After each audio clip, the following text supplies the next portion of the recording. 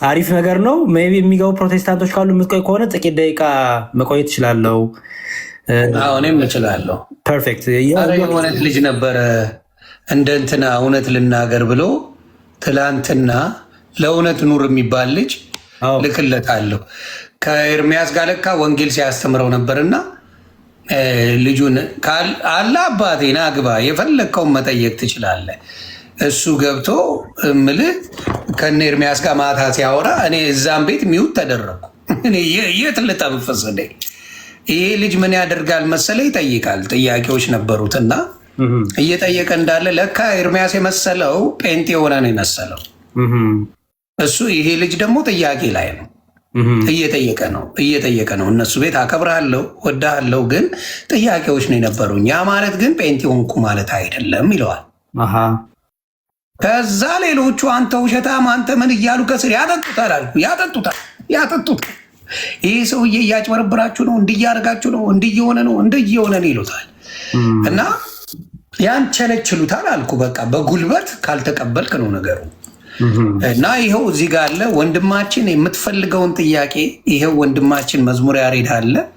ያልገባህን ኦርቶዶክስ ላይ ያለህን ጥያቄ ይኸው ወንድማችን ያሬድ ስላለ ጠይቀኸው ክሊር ያደርግልሃል ብዬ ስላሰብኩ ነው ያስገባው። እንኳን ሰላም መጣ ነው የምልህ። ኤርሚያስ ነው ቆያችሁኝ። ዮኒ እንዴት ናችሁ? ሰላም ነው መምህር? ሰላም ብያለሁ። እግዚአብሔር ይመስገን። መምህር አይደለሁም ወንድሜ ብለህ አድሬስ አድርገኝ በቂ ነው። ወንድሜ ካልከኝ ራሱ ዲያቆን ያሬድ ይባላል። ወንድም መዝሙር ያሬድ። እሺ መዝሙር ያሬድ ሰላም ብያለሁ። እንዴት ነው? እግዚአብሔር ይመስገን። ሰላም ላንተ ብሮዬ። እንደኔ ሳያወዛግቡ ልድረስልህ ብዬ ነው። ኤርሚያስ መስል። ኦኬ የት ነው ቤተ እምነት ኤርሚ? አረ እኔ ኦርቶዶክስ ነኝ። እንዴ ያው ማለት ይገፋፉኝ ነበር ማለት የሆነ ጥያቄዎች ነበሩኝ። ኦርቶዶክሳውያኖች ስጠይቅ ይሳደባሉ፣ ስሜታዊ ይሆናሉ ብዙዎች ማለት ነው። እኔ ጥያቄ አለኝ ብዬ ስጠይቅ እኔ ጎንደር ልጅ ነኝ። ጎንደር ወንድም እህቶች፣ ጓደኞች፣ ቤተሰቦች መዛን ያሉና ጥያቄ ኖሮኝ ጥያቄ ስጠይቅ መንገድ ላይ ነኝ። ቅርታ ንፋስ አለ።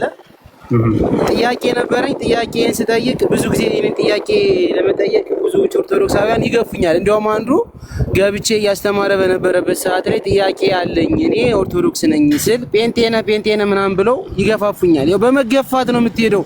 እኔ መጠየቅ የፈለኩት ሌላ ነው፣ ሰዎቹ የሚመልሱልኝ ነገር ደግሞ ሌላ ነው። ምን መሰለህ ከኤርሚያስ ቤት እሄዳለሁ። ከኤርሚያስ ቤት ብዙ ጊዜ እሄዳለሁ። ብዙ አመት ከአንድ አመት ወደ ሁለት አመት የሚሆን ተከታትያለሁ ከሱ ትምህርት ሲያስተምር ማለት ነው። እና እገባለሁ፣ ጥያቄዎችን ጠይቀዋለሁ፣ መልስ ምናምን በትክክል ይመልስልኛል ምናምን ነገር። ከዛን አንድ ቀን እኔ እውነት ለመናገር የንስሐ ጸሎት ነው እንጂ የመሰለኝ እኔ ጴንጤ ልሆን አይደለም።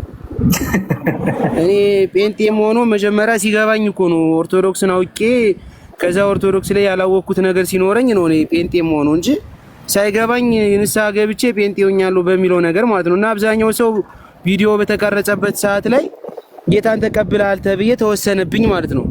እና ሳወራ ብዙዎችን ሰዎች ሳወራቸው ምናምን ነገር ማለት ሳይድ እዛለሁ ወደ ጴንጤ ማለት ነው። እሺ አሁን እንደዚህ ምን እናድርግ መሰለህ? አሁን ያለፈውን በቃ እሱን እንተውና አሁን ኦርቶዶክስ ላይ ያለ ጥያቄ ምንድን ነው የሚለውን ኦርቶዶክሳዊ ትምህርት ላይ ኦርቶዶክሳዊ ምላሽ እኔ የማውቀውን ያልሰጣለሁ አካፍልሃለሁ። እና ኦርቶዶክሳዊ ትምህርት ላይ ጥያቄ ካለ አቅርብ ልስማና ወደ ጥያቄውና መልሱ ብንሄድ አሪፍ ነው። ብዙዎችን ጠይቃቸዋለሁ። የኢየሱስ ክርስቶስን አማላጅነት ደግሞ አሁን ላይ ምንድን ነው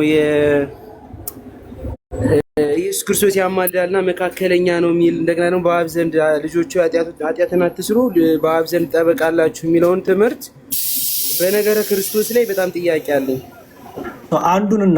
አንዱን ነገር እናድርግ። አሁን የክርስቶስን እንጨርስና ወደ ቅዱሳን እንሂድ። ኦርቶዶክሳውያን ጠቅለል ያለውን ትምህርት ልንገርህ። መንፈስ ቅዱስ ለእኔም ለአንተም ጥበብ ይግለጥልን። ምን መሰለህ? ኦርቶዶክሳዊ ትምህርት ኢየሱስ ክርስቶስ ሊቀ ካህናቱ ጋርም ያስታረቀን ነው እንላለን። ሊቀ ካህን ነው ደግሞ የካህናቱ ሁሉ አለቃ ነው እያልን ነው። የካህናቱ አለቃ ያልንበት ምክንያት ለምንድን ነው? እርሱ የሚምር ሊቀ ካህን ስለሆነ። በብሉይ ኪዳን ሊቀ ካህናት አሉ፣ ኢየሱስ ክርስቶስ ግን የሚምር ሊቀ ካህን ይባላል። አስተውሎ ወንድም ዓለም ለክርስቶስ ሲሆን የሚምር ሊቀ ካህን ተብሎ ይነገርለታል። ለብሉይ ኪዳን ካህናት ግን ሊቀ ካህናት ብቻ የሚለው ይጠቀስላቸዋል። ጥቅስ ልስጥ፣ እንዲህ ይላል። ዮኒም ያው ጥቅሱን ስለምትይዝ ብዬ ነው። ምን ይላል መሰለ? ዕብራውያን መልእክቱ ላይ ቅዱስ ጳውሎስ ዕብራውያን 2 ቁጥር 17 ላይ ስለዚህ የሕዝብን ኃጢአት ለማስተሰረይ ለእግዚአብሔር በሆነው ነገር ሁሉ የሚምርና የታመነ ሊቀ ካህን ይለዋል። ክርስቶስን አየው፣ የሚምር ነው፣ ሊቀ ካህን ነው። ክርስቶስ ሊቀ ካህን ብቻ አይደለም፣ የሚምር ሊቀ ካህን ነው። አስተውል። የብሉይ ኪዳን ካህናት ሊቀ ካህናት ብቻ ይባላሉ። ለምን ቢባል ያስታርቃሉ እንጂ አይታረቁ። ኦኬ፣ ያስምራሉ እንጂ አያስምሩም። ምክንያቱም እነሱ ራሳቸው ምህረትን የሚጠይቁ ናቸው። እነሱ ራሳቸው በድካም ውስጥ ያሉ ናቸው። ኢየሱስ ክርስቶስ ግን የሚምር ሊቀ ካህን ይባላል። የሚምር ሊቀ ካህን የተባለው መሰለ? እርሱ ራሱ መሐሪ ስለሆነ፣ እርሱ ራሱ ታራቂ ስለሆነ፣ አስታራቂ ብቻም አይደለም ራሱ ታራቂም ነው።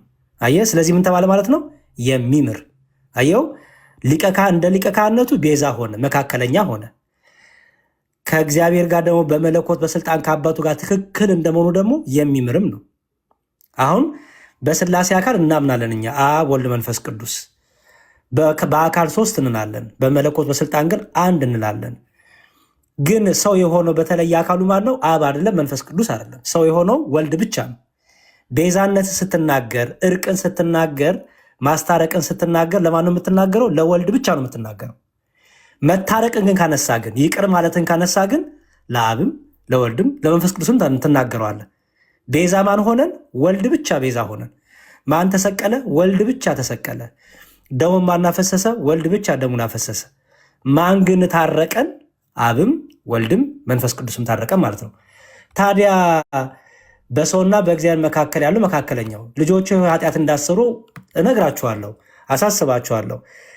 በጠበቃ አለን የሚለው ምን ማለት ነው? በምድራዊው ሴንስ እየወሰድነው ነው። ምክንያቱም ጠበቃ ካለ ምን አለ? ዳኛ አለ አይደል? ሊሆኔ አሁን ጠበቃ የሚለው ቃል በቃል እንውሰደው ካልን ጠበቃ ካለ ዳኛ አለ። ዳኛ ደግሞ ከጠበቃ ይበልጣል አይደል? ሊሆኔ ይበልጣል። ምክንያቱም ፖዚሽናቸውም አይገናኝም፣ ስልጣን እርከናቸውም አይገናኝም። ታዲያ ቅዱስ ጳውሎስ በዚህ መልእክቱ በዮሐንስ መልእክቱ ምዕራፍ 2 ቁጥር 1 ላይ ምን እያለ ነው? ክርስቶስን ጠበቃ ብሎ እያሳነሰው ነው? አይደለም። ጠበቃ ያለበት ምክንያት ከምን እንደሆነ እዛው ይመልስልሃል። አንደኛ ዮሐንስ መልእክት ምዕራፍ 2 ቁጥር 1 እንዲህ ይላል። መጽሐፍ ቅዱስ ልክፈት። ኦርቶዶክሳውያን አረዳድ ላሳይ። እሱን እስክትከፍተው ቤተሰብ እዚህ ላይ የፈለጋችሁትን ኮመንት መጻፍ ትችላላችሁ። አስቀያሚ ስድብ ካልሆነ በስተቀር እኛ ምን አናረግም። ኮመንታችሁን ምንም አናረገው። እዚህ ቤት ኮመንት አይዘጋም፣ ተዘግቶ ማያውቅም። ያንን ልንገራችሁ። እሺ ምን ይላል ወንድም አለም? ይኸው አንደኛ ዮሐንስ መልእክት ምዕራፍ 2 ከቁጥር 1 ልጆቼ ሆይ አለ ኃጢአትን እንዳታደርጉ ይህን እጽፍላችኋለሁ። ኃጢአትን እንዳታደርጉ። ማንም ኃጢአትን ቢያደርግ ከአብ ዘንድ ጠበቃ አለን፣ እርሱም ጻድቅ የሆነው ኢየሱስ ክርስቶስ ነው። ኃጢአትን እያበረታታ አይደለም። ኦኬ፣ ኃጢአትን እንዳሰሩ ይጽፍላችኋለሁ። ደግሞ ማንም ኃጢአትን ቢያደርግ ሲል በቃ ኃጢአት አድርጉ ጠበቃ እስካለን ድረስ ችግር የለውም እያለ ነው? አይደለም። ኦኬ፣ ሲጀመር ይህ የተጻፈው ለማን ነው? ልጆቼ ብሎ የሚጠራቸው ያመኑትን ነው። ያመኑትን። ኦኬ፣ ላመኑ የተጻፈ መልእክት ስለሆነ ማንም ኃጢአትን ቢያደርግ ከአብ ዘንድ ጠበቃ አለን፣ እርሱም ጻድቅ የሆነ ኢየሱስ ክርስቶስ ነው ይልና፣ አስተውል። እርሱም ያ ጠበቃችን ያ ክርስቶስ ኢየሱስ የኃጢአታችን ማስተሰሪያ ነው።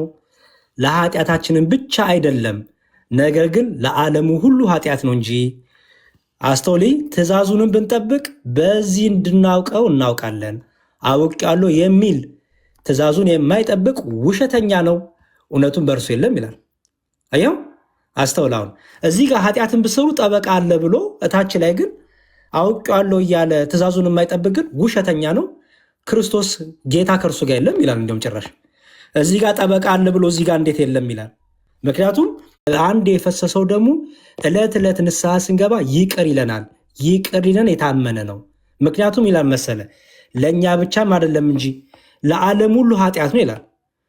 መቼም ዓለም ሁሉ እኮ በክርስቶስ አላመነም አይደለ? ዮኒ ገና እኮ ያላመኑ ብዙ አሉ። ታዲያ ዓለም ሁሉ የኃጢአት ስርየት የሚያገኘው በምንድን ነው ቢባል አምነው ሲመጡ አንድ የፈሰሰው ደግሞ ሁሌም ምን ይሆናቸዋል? ምህረት ይቅርታ ይሰጣቸዋል አለና ይኸው ትእዛዙን ብንጠብቅ አለውን አስተውል። በዚህ እንድናውቀው እናውቃለን አውቄአለሁ የሚል ትእዛዙን የማይጠብቅ ውሸተኛ ነው፣ እውነትም በእርሱ የለም። ቃሉን ግን የሚጠብቅ ሁሉ በእርሱ የእግዚአብሔር ፍቅር በእውነት ተፈጽሟል። በእርሱ እንዳለን በዚህ እናውቃለን ይላል። አየኸው? በእርሱ እኖራለሁ የሚል እርሱ እንደተመላለሰ ራሱ ደግሞ ሊመላለስ ይገባዋል። አየኸው? አስተውል። ስለዚህ እዚህ ክፍል ላይ እየተናገረ ያለው እንዲያው አብ ዳኛ ወልድ ጠበቃው ነው አይደለም። እስቲ አንድ ክፍል ላሳየ። ለምሳሌ ቁጥር 1 ላይ እንዲህ ይላል።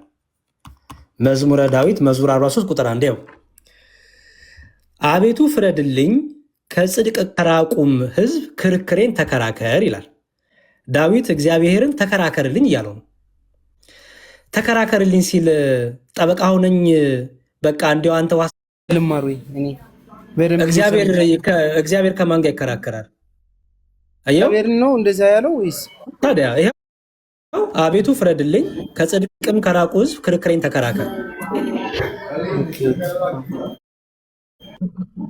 አየው አሁን እዚህ ጋር ክርክሬን ተከራከር ሲል ዋሱ ነኝ ጠበቃው ነኝ ያለው አይደለ? ግን ይሄ ማለት ግን በቃ አማልደኝ ወይ የሆነ ሌላ ስልጣን ያለው አለ ወደሱ እያለ አይደለም። ፍረድልኝ እያለ ነው። ፍረድልኝ፣ ጠብቀኝ፣ እረኛ ሁነኝ። ኦኬ ከሚከራከሩኝ ከጠላቶቼ አንተ ምን በል ተከራከረኝና ጠብቀኝ እያለ ነው። ፍረድልኝ፣ አንተ አጥር ሁነኝ፣ አንተ መከታ ሁነኝ፣ አንተ ጋሻ ሁነኝ እያለ ነው። አየው ልክ እንደዚህ አይነት ቃሎች ስታገኝ በተለይ ለክርስቶስ ሲነገር ከምን አንጻር ተነገረ? ከሊቀ ካህንነቱ አንጻር፣ ካፈሰሰው ደም አንጻር፣ ከቤዛነቱ አንጻር አየህ አስታራቂነቱ ከመሆኑ አንጻር ይነገረታል ለጌታ። ይሄ ማለት ግን ልክ ለምሳሌ ሐዋርያት ሥራ ምዕራፍ 7 ላይ እንዲህ የሚል ቃል ታገኛለህ። ያው ሐዋርያት ሥራ ምዕራፍ 7 ላይ እስጢፋኖስ በድንጋይ ሲወገር ክርስቶስን ሳይ እንዲህ አለ፣ አማልደኝ አላለም። ኦኬ ምንድን ያለው? ያው ከከተማም ወደ ውጭ አውጥተው ወገሩት። መንፈስ ቅዱስን ተሞልቶ ወደ ሰማይ ትኩር ብሎ ሲመለከት የእግዚአብሔርን ክብር ኢየሱስንም በእግዚአብሔር ቀኝ ቆሞ አየና ኢየሱስን አየና እንዲህ አለ። ምን አለ? ጌታ ኢየሱስ ሆይ፣ ቁጥር 59 ላይ ጌታ ኢየሱስ ሆይ ነፍሴን ተቀበል ብሎ ሲጣራ ይወግሩት ነበር። ተንበርክኮም ጌታ ሆይ ይህን ኃጢአት አትቁጠርባቸው ብሎ በታላቅ ድምፅ ጮኸ ይላል። አየው እስጢፋኖስ ክርስቶስን ሳይ ምንድን ነው ያደረገው? ራራ እኔን ይቅር በለኝ፣ እኔን ብቻም አይደለም የኔ ነፍስ ተቀበል፣ እነሱንም ደግሞ ኃጢአታቸውን በላቸው ይቅር በላቸው አለ። አየህ አሁን ለእስጢፋኖስ ምን ሆነለት? ክርስቶስ ጠበቃ ሆነለት። ጠበቃ ሆነለት ማለት ነው። አየህ በሚወግሩት በሚፈርዱበት ፊት እሱ ምን ሆነው? እስጢፋኖስ ይህን ስለሚያውቅ ምን አለ? ነፍሴን ተቀበል አለ። መከለያ ሁነኝ፣ መጠለያ ሁነኝ፣ አንተ ጠበቂያ ሁነኝ አለ። ጠበቂያ ሁነኝ ሲል ታዲያ አማልደኝ ወደ አብ እያለ አይደለም? ነው አይደለም? ይቅር በለኝ፣ ኦኬ ማረኝ፣ እራራልኝ፣ እነሱንም ደግሞ እንበላቸው ይቅር በላቸው። ይቅር ማለት የወልድም ስልጣን ስለሆነች የአብ ብቻ አይደለችም፣ የአብም የወልድም የመንፈስ ቅዱስ ስልጣን ናት። ያች ይቅር ማለት አብ ይቅር አለ ማለት ወልድም ይቅር አለ ማለት ስለሆነ ምክንያቱም በአብ በወልድ በመንፈስ ቅዱስ ዘንድ የይቅርታ ፈቃድ፣ እውቀት፣ ስልጣን የምንላቸው አንዲት ናት። የአብ ስልጣን የወልድም ናት፣ የወልድም ስልጣን የአብም ናት። አብ የፈቀደውን ወልድም ፈቅዷል። አብ ይቅር ያለውን ወልድም ይቅር ይለዋል። ምክንያቱም አንዲት ፈቃድ አንዲት ስልጣን ስላለች ማለት ነው። ስለዚህ ዮሐንስ መልእክት ላይ ያለው ከዚህ አንጻር የሚፈታ ነው እንጂ ወልድ ጠበቃ ሆኖ አብ ደግሞ ዳኛ ሆኖ በተቀመጠ መልኩ እንዳታስተውለው እንዳታየው ማለት ነው። እንዲሁም ኦሪጂናል ሂብሩም እንደሚታውቃለህ። ኦኬ እንዲሁም እሱን ላሳይ። ኦሪጂናል ሂብሩ ደግሞ ሚላል መሰለ እንዲሁም እሱ ፓራክሊቶስ ነው የሚለው ፓራክሊቶስን ነው እንደሚያመጣው። ቆይ ላሳይ። አንደኛ ዮሐንስ ፈርስት ጃን እሺ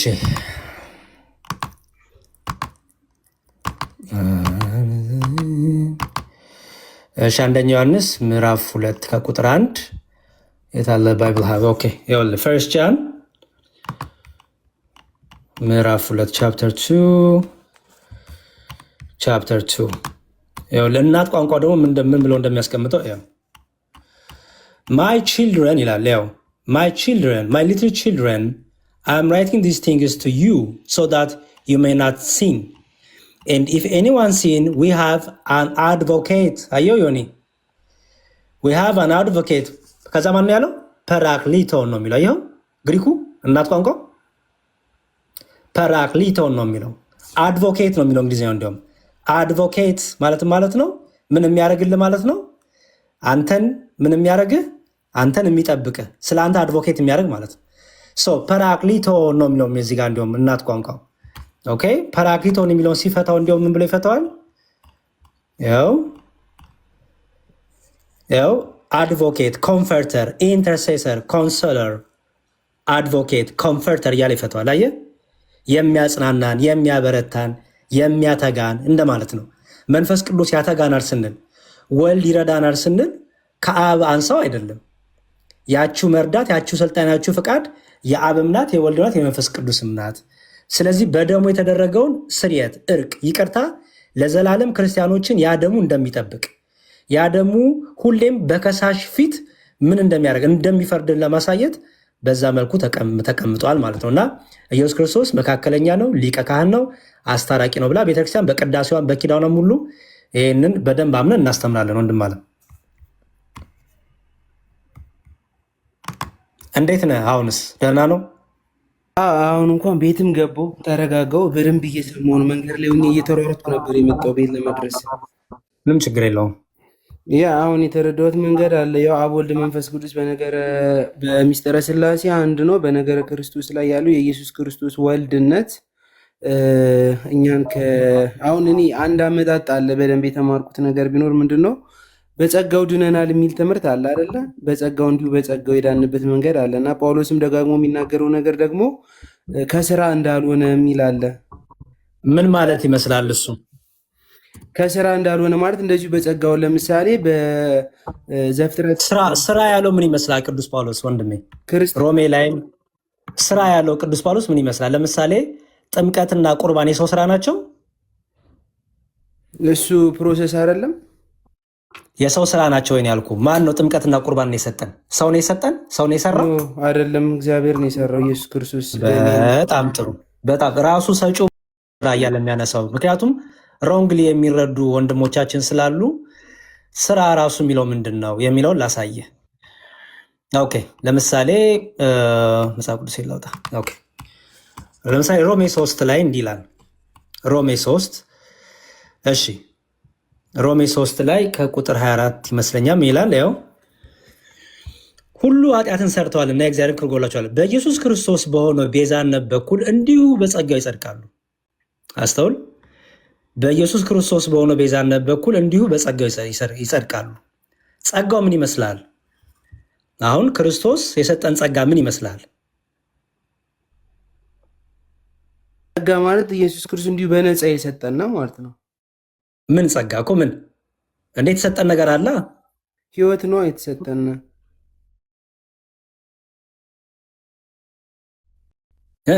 ህይወት በጣም ጥሩ ስለዚህ ያን ጸጋውን የምናገኘው የኦሪትን መስዋዕት በመሰዋት አይደለም አይደል ያ እኛ ወደ ጸጋው ስንመጣ ወደ ጸጋው ዙፋኑ በምህረቱ ስንመጣ በቸርነቱ ስንመጣ ጸጋው አይደለም ያድነን እኔ ስለወጣው እኔ ስለሰራው እኔ ስለወረድኩ አይደለም ኦኬ ጸጋውን ግን የራስ ለማድረግ ህይወቱን የራስ ለማድረግ ጌታ ምንድን ያስተማረው ምን አርጉን ያለው ህጉን እንድንከተል አይደለ ያመነ የተጠመቀ ይድናል ያመነ የተጠመቀ ይድናል በጣም ጥሩ ስለዚህ አሁን አስተውል የሚድነው ማን ነው አለ ጌታ ያመነ የተጠመቀም ይድናል አይደለ ጸጋ የተሰጠ ምንድነው አለ መዳን የተሰጠናል አይደለ አንድ ሰው መዳን ተሰጠ በጸጋ መስጠታ ማለት ስለሆነ አንድ ሰው መዳን ተሰጠ በመስቀል ላይ ቤዛ ሆነ ክርስቶስ በመስቀል ላይ ባደረገው ቤዛነት የኔና ያንተ ድርሻ አለበት የለበትም በጣም ጥሩ የኔና ያንተ ድርሻ የሚመጣው መቼ ነው በመስቀል ላይ የተደረገውን ነገር የራሳችን ማድረግ ስንፈልግ የኛ ድርሻ አለ አይደል ይሄ ድርሻችን ላይ በመስቀል ላይ በተደረገው ነገር ላይ አሁን በብሉይ ኪዳን ግርዘት ነበር አይደል የእግዚአብሔር ሕዝብ ለመባል ምን ማድረግ አለባቸው መገረዝ አለባቸው የሙሴን ሕግ መከተል ነበረባቸው በመገረዝ ካላለፉ የእግዚአብሔር ሕዝብ አይሆኑም አይደለ? በሐዲስ ኪዳን ግን መገረዝ ነው የእግዚአብሔር ሕዝብ የሚያደርገ የእግዚአብሔር ልጅ የሚያደርገ ኖ በማመን አይደለም፣ በክርስቶስ በማመን። እንዲሁም ምን ክርክር ነበር መሰለ በቆሮንቶስ በተለይ በነበረችው ቤተክርስቲያን በሮሜ መልእክቱ ቅዱስ ጳውሎስ በአሕዛብና በአይሁዶች መካከል ክርክር ነበር። ኦኬ ምን አይነት ክርክር ነበር? አይሁዶች እኛ በግርዘት ነው የመጣ ነው ብለው በጣም ይኮራሩ ይመጻደቁ ነበር። ማን ላይ? ከአሕዛብ በመጡት ላይ። አሕዛብ ደግሞ ክርስቲያን ሆኑት በጥምቀት ነው። አየው። ስለዚህ ቅዱስ ጳውሎስ ምን እየነገራቸው ነው? እናንተ የዳናችሁት አሕዛብም ሆናችሁ አይሁዳዊ የዳናችሁት የኦሪትን ሕግ በመጠበቃችሁ አይደለም፣ ይልቁንም በምንድን ነው አለ? በጥምቀቱ። በምኑ? በእምነት። አየው። በዛ በማመን ውስጥ በመስቀል ላይ በተደረገው ስራ የኔና ያንተ ድርሻ የለበትም። አምነን ግን ጸጋውን ገንዘብ ማድረግ ግን የኔና ያንተ ድርሻ ነው። ስለዚህ እንዲሁ በጸጋው ድናችኋል ሲል በመስቀል ላይ በተደረገው ነገር ላይ የኔና ያንተ ድርሻ የለበትም ነው። ገባህ? ከዛ በኋላ ግን በመስቀል ላይ የተደረገውን ስጦታ ግን ቤዛነቱን ልጁን ክርስቶስን ስታምነው ስትጠመቅ ክቡር ስጋውን ክቡር ደሙን ስትበላ ስትጠጣ ያን የተሰጠውን ጸጋ የራስ አታደርግም? ታደርጋለህ። የራስ ስታደርግ ምን ታገኛለህ? ጸጋው ወይም ህይወቱን ታገኛለህ አይደል? የእግዚአብሔር ልጅነት ማለት ነው። በጣም ጥሩ። እስቲ ቅዱስ ጳውሎስ ነው መልሶ እንዲህ ይላል። ሮሜ መልእክት ምዕራፍ 2 ቁጥር 12 ላይ እንዲህ ይላል። ሮሜ መልእክት ምዕራፍ 2 ቁጥር 12 አስተውል። ስራ እያለ የሚጠቅሰውን ነገር እንድትለየው ፈልጌ ነው። እንዲህ ይላል። ያለ ህግ ኃጢአት ያደረገ ሁሉ ቁጥር 13 ላይ በእግዚአብሔር ፊት ህግን የሚያደርጉት ይጸድቃሉ እንጂ በእግዚአብሔር ፊት ህግን የሚያደርጉት ይጸድቃሉ እንጂ ህግን የሚሰሙ ጻድቃን አይደሉም ይላል። አየው እዚህ ጋር ትርጓሜው ምንድነው? በእግዚአብሔር ፊት ያ ስራ ምንም አይጠቅምም ያለ ቅዱስ ጳውሎስ መልሶ ግን በበጎ ስራ በመጽናት ይላል። ደግሞ እዛ ከፍሎ በበጎ ስራ በመጽናት ምስጋናና ክብርን የማይጠፋውንም ህይወት ለሚፈልጉ የዘላለም ህይወት ሰጣቸው ይላል። አየው ምን በመጽናት የሚለው? በበጎ ስራ በመጽናት። አየው በበጎ ስራ ለሚጸኑ ለእነዚህ ምን ይሰጣቸዋል? የዘላለም ይሰጣቸዋል እያለ ነው። መልሶ ደግሞ በሌላ ክፍል ላይ ደግሞ ከስራ አልዳናችሁም ይላል። ታዲያ እንዴት ነው የምታስማማው? እነዚህን አየው ማስማማት አለብን። አየው ስታስማማ መሰለ በሐዲስ ኪዳን ሆነ በእምነት የምትቀበላቸው ህጎች አሉ። ወይም በሐዲስ ኪዳን እምነት ሆነ ሁቺዝ ለምሳሌ እግዚአብሔርን በፍጹም ልብህ በፍጹም ኃይልህ ማመን መውደድ ማምለክ አይደል? ከዛ ደግሞ ባልንጀራህን እንደ ራስ አድርገህ መውደድ። እግዚአብሔርን እወዳለሁ እያልክ ባልንጀራህን ብጠላ አንተ ድነሃል? አልዳንክም። አሁን ለምሳሌ እኔ እግዚአብሔርን እወዳለሁ እያልኩኝ በቃ እለዋለሁ በቃ ከዛ ግን አንተን ብጠላክ ቁጭ ብዬ ስለ አንተ ሐሜት ባማ እኔ ድኛለሁ? በበጎ ስራ ነው ያለሁት አይደለም የሚለው ግን በበጎ ስራ በመጽናት ነው የሚለው። አየው እኛ ምንድነው የምናምነው መሰለ ወንድሜ፣ ባጭሩ ለምሳሌ አሁን ሙስሊሞች አሉ አይደለ? ሙስሊሞች መልካም ስራ ይሰራሉ አይደለ? ግን ለህይወት አይሆናቸውም። ለምን ለህይወት አይሆናቸውም? በክርስቶስ አምነው እየሰሩ ስላልሆነ።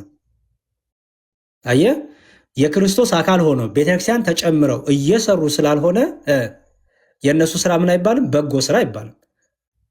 ኦኬ ወይም ይሄ የዘላለም ህይወትን የሚያሰጥ ስራ አይደለም። ክርስቲያኖች ግን አስተውል፣ ወደ ክርስቶስ አካል ለመጨመር ስራ አይሰሩም አይደለ? ስራ አይሰሩም። ያምናሉ፣ ይጠመቃሉ። ይሄ ስራ አይደለም። የሰው ስራ እኮ አይደለም። ይሄ አምኖ መጠመቅ የሰው ስራ ነው አይደለም፣ ትእዛዝ ነው አይደለም። ከኛ የሚጠበቀው ማድረግ ያለብን ገንዘብ ለማድረግ ኦኬ። አምነው ተጠምቀው ክቡር ስጋውን ክቡር ደሙን በልተው ጠጥተው የክርስቶስ አካል ሆኑ አይደለ? የክርስቶስ አካል ከሆኑ በኋላ የሚሰሩት በጎ ነገር ሁሉ ምን ይሆንላቸዋል? የዘላለም ህይወትን ወይም ተስፋውን እንዲወርሱ ይረዳቸዋል ማለት ነው። ገባ? ለምሳሌ እንዲህ ይላል ሉቃስ ወንጌል ላይ ልምጣልህ። ሉቃስ ወንጌል ምዕራፍ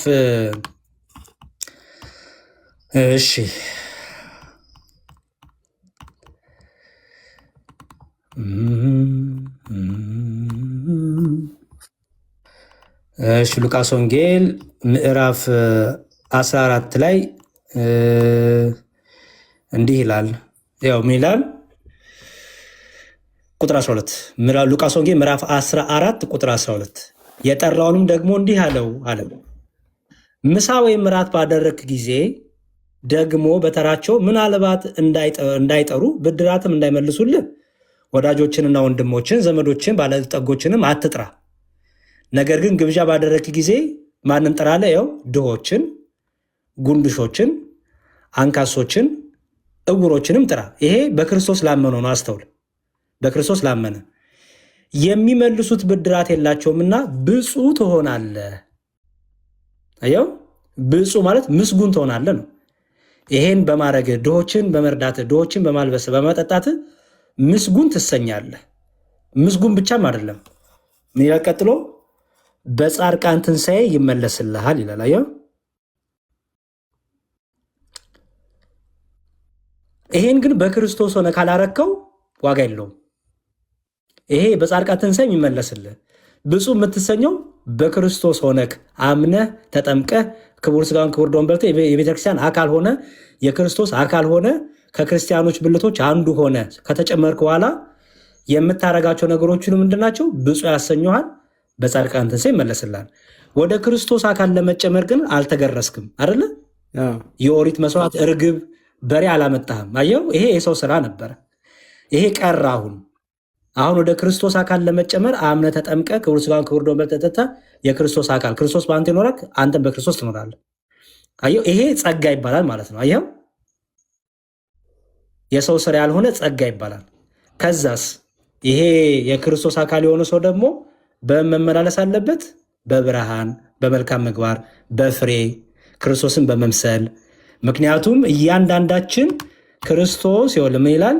መልካሙን ስራ ለመስራት ይላል። ያው እሺ፣ እችን አንብቤ እጨርስላለሁ። እሺ፣ ያው ምን ይላል?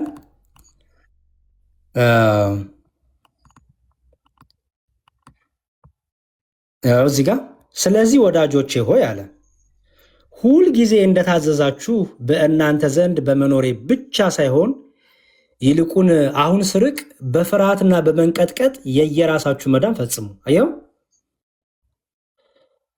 ድነናል፣ እየዳን ነው፣ እንድናለን ብለን እኛ እናስተምራለን። ኦርቶዶክሳውያን ታውቃለህ፣ ትምህርታችንን ድነናል የእኛ ስራ ያልሆነ እኛ ያልተሳተፍንበት እኛ ያላዋጣንበት በክርስቶስ የተደረገልን ቤዛነት የመስቀሉ ስራ ድነናል። አየው፣ እንድናለን ደግሞ ምንድን ነው? ያን ቤዛነቱን ገንዘብ አድርገናል።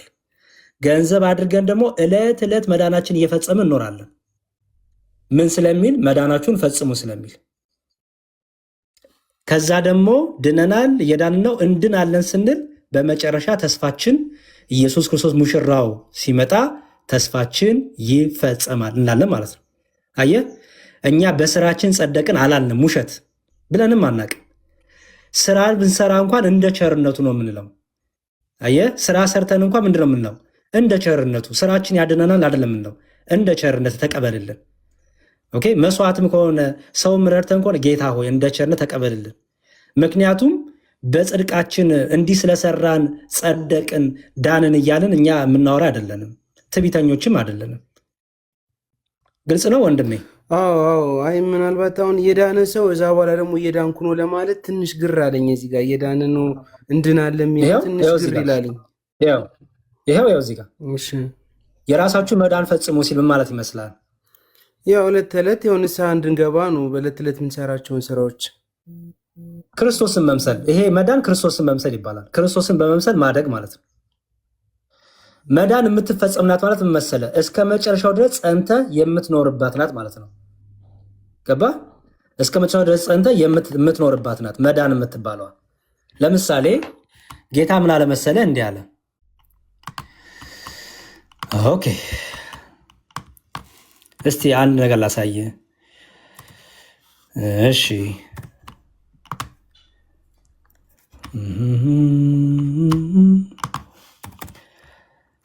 አሪፍ። እዚህ ምን ብሎ ነገረን መሰለ? በተለይ ማን ነው? ዮሐንስ። አዎ ዮሐንስ 3:2 ላይ አንደኛ ዮሐንስ ምዕራፍ 3 ቁጥር 2 ላይ አንደኛ ዮሐንስ ምዕራፍ 3 ቁጥር 2 ያው ምን ይላል? አንደኛ ዮሐንስ ምዕራፍ 3 ቁጥር 2 ኦኬ ምን ይላል? ያው የእግዚአብሔር ልጆች ተብለን ልንጠራ አብ እንዴት ያለውን ፍቅር እንደሰጠን እዩ አለ። አየው የእግዚአብሔር ልጆች ተብለን እንድንጠራ አብ እንዴት ያለውን ፍቅር እንደሰጠ የአብ ፍቅሩን በልጁ ገለጸልን አይደለ? ልጁን ልኮ ልጁን ሰዶ ቤዛ አድርጎ ገለጸልን ልጁ ተብለን እንድንጠራ። መልካም እንዲሁም ነን። አዎ የአብን ልጅ አምነን ምን ሆነናል? የአብ ልጆች ሆነናል፣ የእግዚአብሔር ልጆች ሆነናል። መልካም ስለዚህ ምክንያት ዓለም እርሱን ስላላወቀው እኛን አያውቀንም አለና ወዳጆቼ ሆይ አለ። አሁን የእግዚአብሔር ልጆች ነን። አሁን ድነናል አይደለ? አሁን ድነናል። አሁን የእግዚአብሔር ልጆች ነን። መልካም ምንም እንደምንሆን መጽደቅ አለመጽደቃችን አልታወቀም ማለት ኖ ድነናል፣ ግን እስከ መጨረሻው ጸንተን የምንወርሳት ህይወት አለች። አዎ ስለዚህ በቃ ምን እንደምንሆን ግን አልተገለጠም ማለት አሁን ላይ ቆመናል። አልታወቀም ኢኔሴንስ። አዎ መዳናችን ላይ እርግጠኛ አይደለም። ድነናል እኮ ግንስ ማንም የቆመ ቢመስለው እንዲያወርቅ ይጠንቀቅ አይደለም የሚለው መጽሐፉ። ትክክል። በቃ ስለዚህ ምንድነው ዕለት ዕለት ክርስቶስን በመምሰል ዕለት ዕለት በፍርሃት በትህትና መመላለስ ስላለብን ያንን ጸንተን እንድንቆም ያንን በጽናት እንድንጠብቅ ገና ምን እንደምንሆን ገና አልተገለጠም ማለት ነው። ይሄ ገና ወደፊት የምንወርሰውን በጽናት የምናገኛትን ያችን ርስት መንግስተ ሰማይን እየዳንን ነው የምንለው። አየው እችን እንድንጸና ወደፊት የምንጠብቃትን የዘላለም ህይወት እንድንወርስ የምናደርገው ምንድን ነው? ዕለት ዕለት ክርስቶስን የመምሰል ህይወት፣ ዕለት ዕለት መዳናችን መፈጸማችን ምን እንድናደርግ ነው? ጸንተን የምትመጣውን ህይወት እንድንወርስ ነው ማለት ነው። አሁን ገባ? ምክንያቱም እዚህ ጋር ሁለት ነገር ያሳያል። አሁን ልጆች ነን ሲል ድነናል እያለ ነው። አየው አሁን ልጆች ነን ሲል አሁን ብሏል አይደል? አሁን ድነናል። በጣም ጥሩ።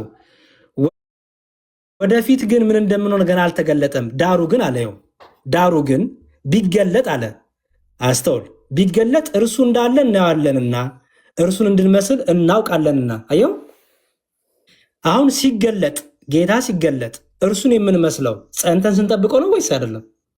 ጸንተን ስንጠብቀው ነው እንጂ ጸንተህ ካልጠበቅከው ኦኬ በመዳንህ በደሙን አክፋፍተ የተሰጠን ንጽህና ቅድስና አክፋፍተ ክደህ ከቤተክርስቲያን ወጥተህ ብትጠብቀው ክርስቶስን መሰልክ ይባላል? አይባልም። እንዲሁም ምን አለው? በእርሱም ይህ ተስፋ የሚያደርግ ሁሉ እርሱ ንጹህ እንደሆነ ራሱን ያነጻል። አየው ተስፋ የምናረጋታለች ማለት ነው። አየው ተስፋ የምናረጋት ህይወት አለች። ለዚህ ነው እንዲሁም አባታችን ሆይ መንግስት ትምጣ አይደለም ነው የምትመጣ መንግስት አለች፣ ተስፋ የምናረጋት አይደል?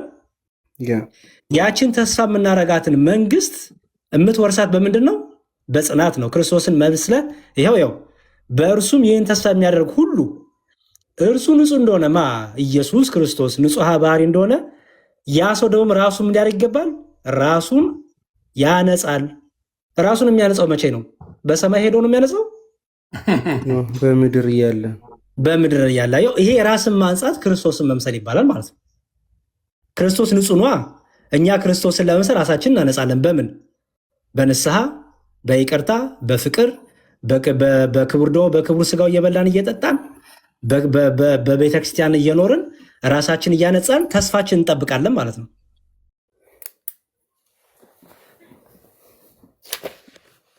እንዴት ነው አሁን? ደግ ነው? ደህና ነው? ድነናል፣ እየዳንን ነው። እንድናለን ስንል በቃ ድነናል ስንል ልጆች ሆነናል ነው። አምነን ተጠምቀን ልጆች ሆነናል። የመስቀሉን ስራ ሰርቶልናል ነው። ኦኬ እየዳንን ነው ስንል ደግሞ መዳናችን ዕለት ዕለት እየፈጸምን ነው። ምን እያልን ነው? ክርስቶስን እየመሰልን ራሳችንን በንስሐ እያነጻን ስንወርቅ እየተነሳን ክርስቶስን ተስፋ እያደረግን ሙሽራውን እንጠብቃለን ነው። አየው ኦኬ። ለዚህ ጥሩ ምሳሌ አንድ ልስጥና አላቁም። ዮኒችን ጠቅስ ያዛት። ምክንያቱም አንተ ቤት 15 ለምን አታነብለትም? ዮሐንስ 15 እመጣለሁ። እሱም ጥሩ ነው። ይሄንንም ቆይ ላሳየው ብዬ ነው። እሺ የማቴዎስ ወንጌል ምዕራፍ 25 ላይ ይሄ በጣም ጥሩ ሀሳብ ነው። ይሄንን መንግስተ ሰማያትን መብራታቸውን በያዙ ሙሽራውን ሊቀበሉ መብራታቸውን በያዙ ሰዎች ይመስላታል። አስተውል። እና 10 ቆነጃጅት ናቸው። ኦኬ ቦታዋ የነዛ ቆነጃጅት መገኛ መንግስተ ሰማያት ናት ይላል። መብራታቸውን ይዘዋል 10ሩም ሴቶች። ከነርሱም 5ቱ ሰነፎች፣ 5ቱም ግን ልባሞች ነበሩ ይላል። አስተውል። ሰነፎቹ መብራት አላቸው፣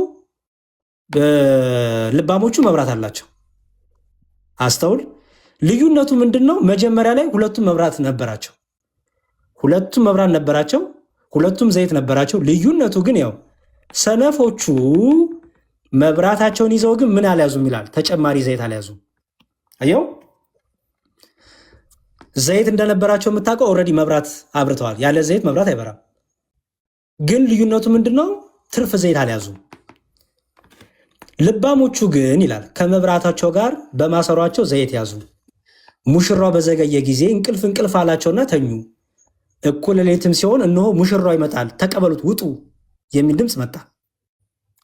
በዚያ ጊዜ እነዚያ ቆነጃጅት ሁሉ ተነሱና መብራታቸውን አዘጋጁ። ልባሞቹ ሰነፎቹም ልባሞቹ እንዲህ አሏቸው፣ መብራታችን ሊጠፋብን ነው፣ ከዘይታችሁ ስጡን አሏቸው።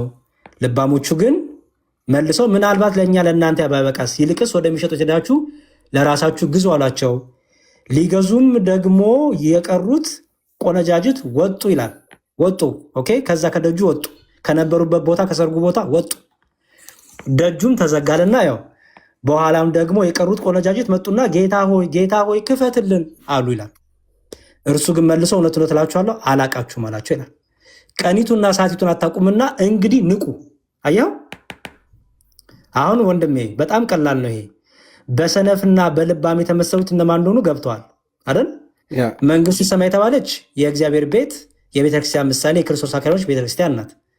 በውስጥ አይኖር የነበሩት እነዚህ የክርስቲያኖች ምሳሌ ናቸው። ዘይት ፍቅር ነው። ክርስቶስ ምን አለ? መልካሙ ስራችሁን አይተው እንዲያመሰግኑ መልካም ስራችሁ ሁሉ በዓለም ይብራ አለ። አየው፣ የት ነበሩ? ሁለቱም መብራት ይዘው ነበሩ። እነዚህ ግን ዘይታቸውን ጨረሱ። ዘይት ጨረሱ ማለት መሰለ ከምግባር፣ ከሃይማኖት፣ ከመልካም ነገር ራቁ ማለት ነው። አየው፣ ምክንያቱም ልክ ሙሽራው ሲመጣ ወጡ። እነሱ ከነበሩበት ቦታ ወጡ። ሲወጡ በሩ ተዘጋ። ከዛ ክፈትልን ቢሉ ጌታ አላቃችሁ ማለት። ከታች ምን አለ? እንዲሁም ቀንና ሌሊቱን ሰዓታቱን አታውቁምና እንግዲህ ንቁ፣ ተዘጋጅታችሁ ጠብቁ። አሁን ተዘጋጅታችሁ ጠብቁ ሲል ምን ማለት ይመስላል ወንድሜ? ያው በእግዚአብሔር ቃል ተዘጋጅተን በንስሐ እንትን እያልን እንድንጠብቅ ማለት ነው። ጎበዝ። ይሄ ምን ይባላል ማለት ነው? እየዳንን ነው፣ ክርስቶስን እየመሰልን ነው። ምን ነው ይሄ ህይወት ነው። አየኸው፣ ጸንተን መጠበቃችን ማለት ነው። የሆነ ያለህን ላሳይህና ፍሬ ማፍራት የዮሐንስ ወንጌል ምዕራፍ 15 ቁጥር 1 ላይ እውነተኛ የወይን ግንድ እኔ ነኝ ያለ ክርስቶስ፣ ገበሬውም አባቴ ነው አለ። ፍሬ የማያፈራውን በእኔ ያለውን ቅርንጫፍ ሁሉ ያስወግደዋል፣ ፍሬ የሚያፈራውን ሁሉ አብዝቶ እንዲያፈራ ያጠረዋል። አየው፣ ፍሬ የማያፈራውን በእኔ ያለውን ቅርንጫፍ ይላል። ይሄ ቅርንጫፍ የት ነው አድራሻው? በእኔ ያለውን ነው የሚለው ወይስ? በእኔ ያለውን ነው የሚለው። በእኔ ያለውን ፍሬ የማያፈራው በእኔ ያለውን በክርስቶስ ያምናል፣ ግን ፍሬ የለውም ማለት ነው። ክርስቶስ ላይ ነው ያለው እኮ ክርስቶስ ላይ ነው ያለው። ምክንያቱም በእኔ ብሏል ጌታ። ይሄ ቅርንጫፍ ግን ፍሬ አላፈራም። ፍሬ ያላፈራው ክርስቶስ ስላልረዳው ነው አይደለም። ምክንያቱም እዛው ቅርንጫፍ ላይ ያለው ፍሬ ደግሞ የሚያፈራላ። የሁለቱ ታዲያ ልዩነቱ ምንድን ነው? አድራሻቸው አይደለም። አድራሻቸው ሁለቱም ክርስቶስ ላይ ነው ያሉት። ልዩነቱ ይሄኛው ፍሬ ልቡን አደንድኗል ማለት ነው። አየኸው፣ መንፈስ ቅዱስ ልቡን ሲያንኳኳ፣ መንፈስ ቅዱስ ልቡን ወደ ንስሐ ሲጠራ ልቡን አደንድኗል ማለት ነው። አየህ፣ ስለዚህ ምን አድርጓል? ፍሬ ማፍራት አልቻለም ማለት ነው። ፍሬ ያላፈራው እግዚአብሔር ስላልረዳው፣ ጌታ ስላልረዳው፣ መንፈስ ቅዱስ ስላልረዳው አይደለም። ይልቁንም የመንፈስ ቅዱስን እርዳታ፣ የመንፈስ ቅዱስን እገዛ ቸል በማለቱ ፍሬ ካላፈራ ምን ይሆናል? ይቆረጣል ማለት ነው። በሌላ ቋንቋ ድኛለሁ ብሎ ተኮፍሷል። እንዲሁም ራሱ ድኛለሁ ብሎ ይሄ ነው ለአንተ ጠቃሚው ጥቅስ። ከሌሎቹ በጣም ቆንጆ ናቸው። ይሄኛው ግን ክሊር አድርጎ ለአንተ ይነግራል። እርምጃ ገባ። ድኛለሁ ብሎ ተኮፍሷል። በቃ ድኛለሁ ጠበቃለኝ ምናምን ብሎ ሳይሰራ ምን ሳይል የሚለው ምንድን ነው የሚያደርገው? ጌታ ይቆርጠዋል አለ ይላል፣ ያስወግደዋል ነው የሚለው። ዳይሬክት በቀጥታ ሮሜንም ልስጥህ። እንዲሁም አሁን ዮኒ ያለውን ራሱ በደንብ አድርጎ ኤክስኪውዝ የለውም ጌታ የለውም። እንዲሁም አንተንም ያስወግዳል ነው የሚለው። ላሳየው ቃል በቃል ነው የሚነግር ጌታ። አንተንም ይቆርጣል ነው። እንዲሁም የሚለው ምንድን ነው? በምህረቱ በቸርነቱ ካልጸና አንተንም ይቆርጣል ነው የሚለው። ስለዚህ ያዛቸው እነዚህን ጥቅሶች አደራ። አይ ሪከርድ እያደረግኩት ነው እና በደንብ ሰማሉ ደጋግሜ። ተባረክ። በጣም ጥሩ። እሺ ላሳየና እሱን ሌላ ቀጥሎ ያለውን ይሄ ምልጃ የሚለው ምን እያለ እንደሆነ እሱንም አሳያለሁ። እሺ ሮሜ መልእክቱ ላይ ቅዱስ ጳውሎስ ሜላል መሰለ ሮሜ። እሺ እቺ ክፍል በጣም ጥሩ ናት። በጣም በተለይ ይሄ ለሚወጣጠሩ ሰዎች ጥሩ ጥሩ ጥሩ ጥሩ ምክር ናት። ሮሜ በደንብ ያስቀምጧል። ቅዱስ ጳውሎስ በደንብ አድርጎ ነው የሚመክረው ይሄንን። ኦኬ እሺ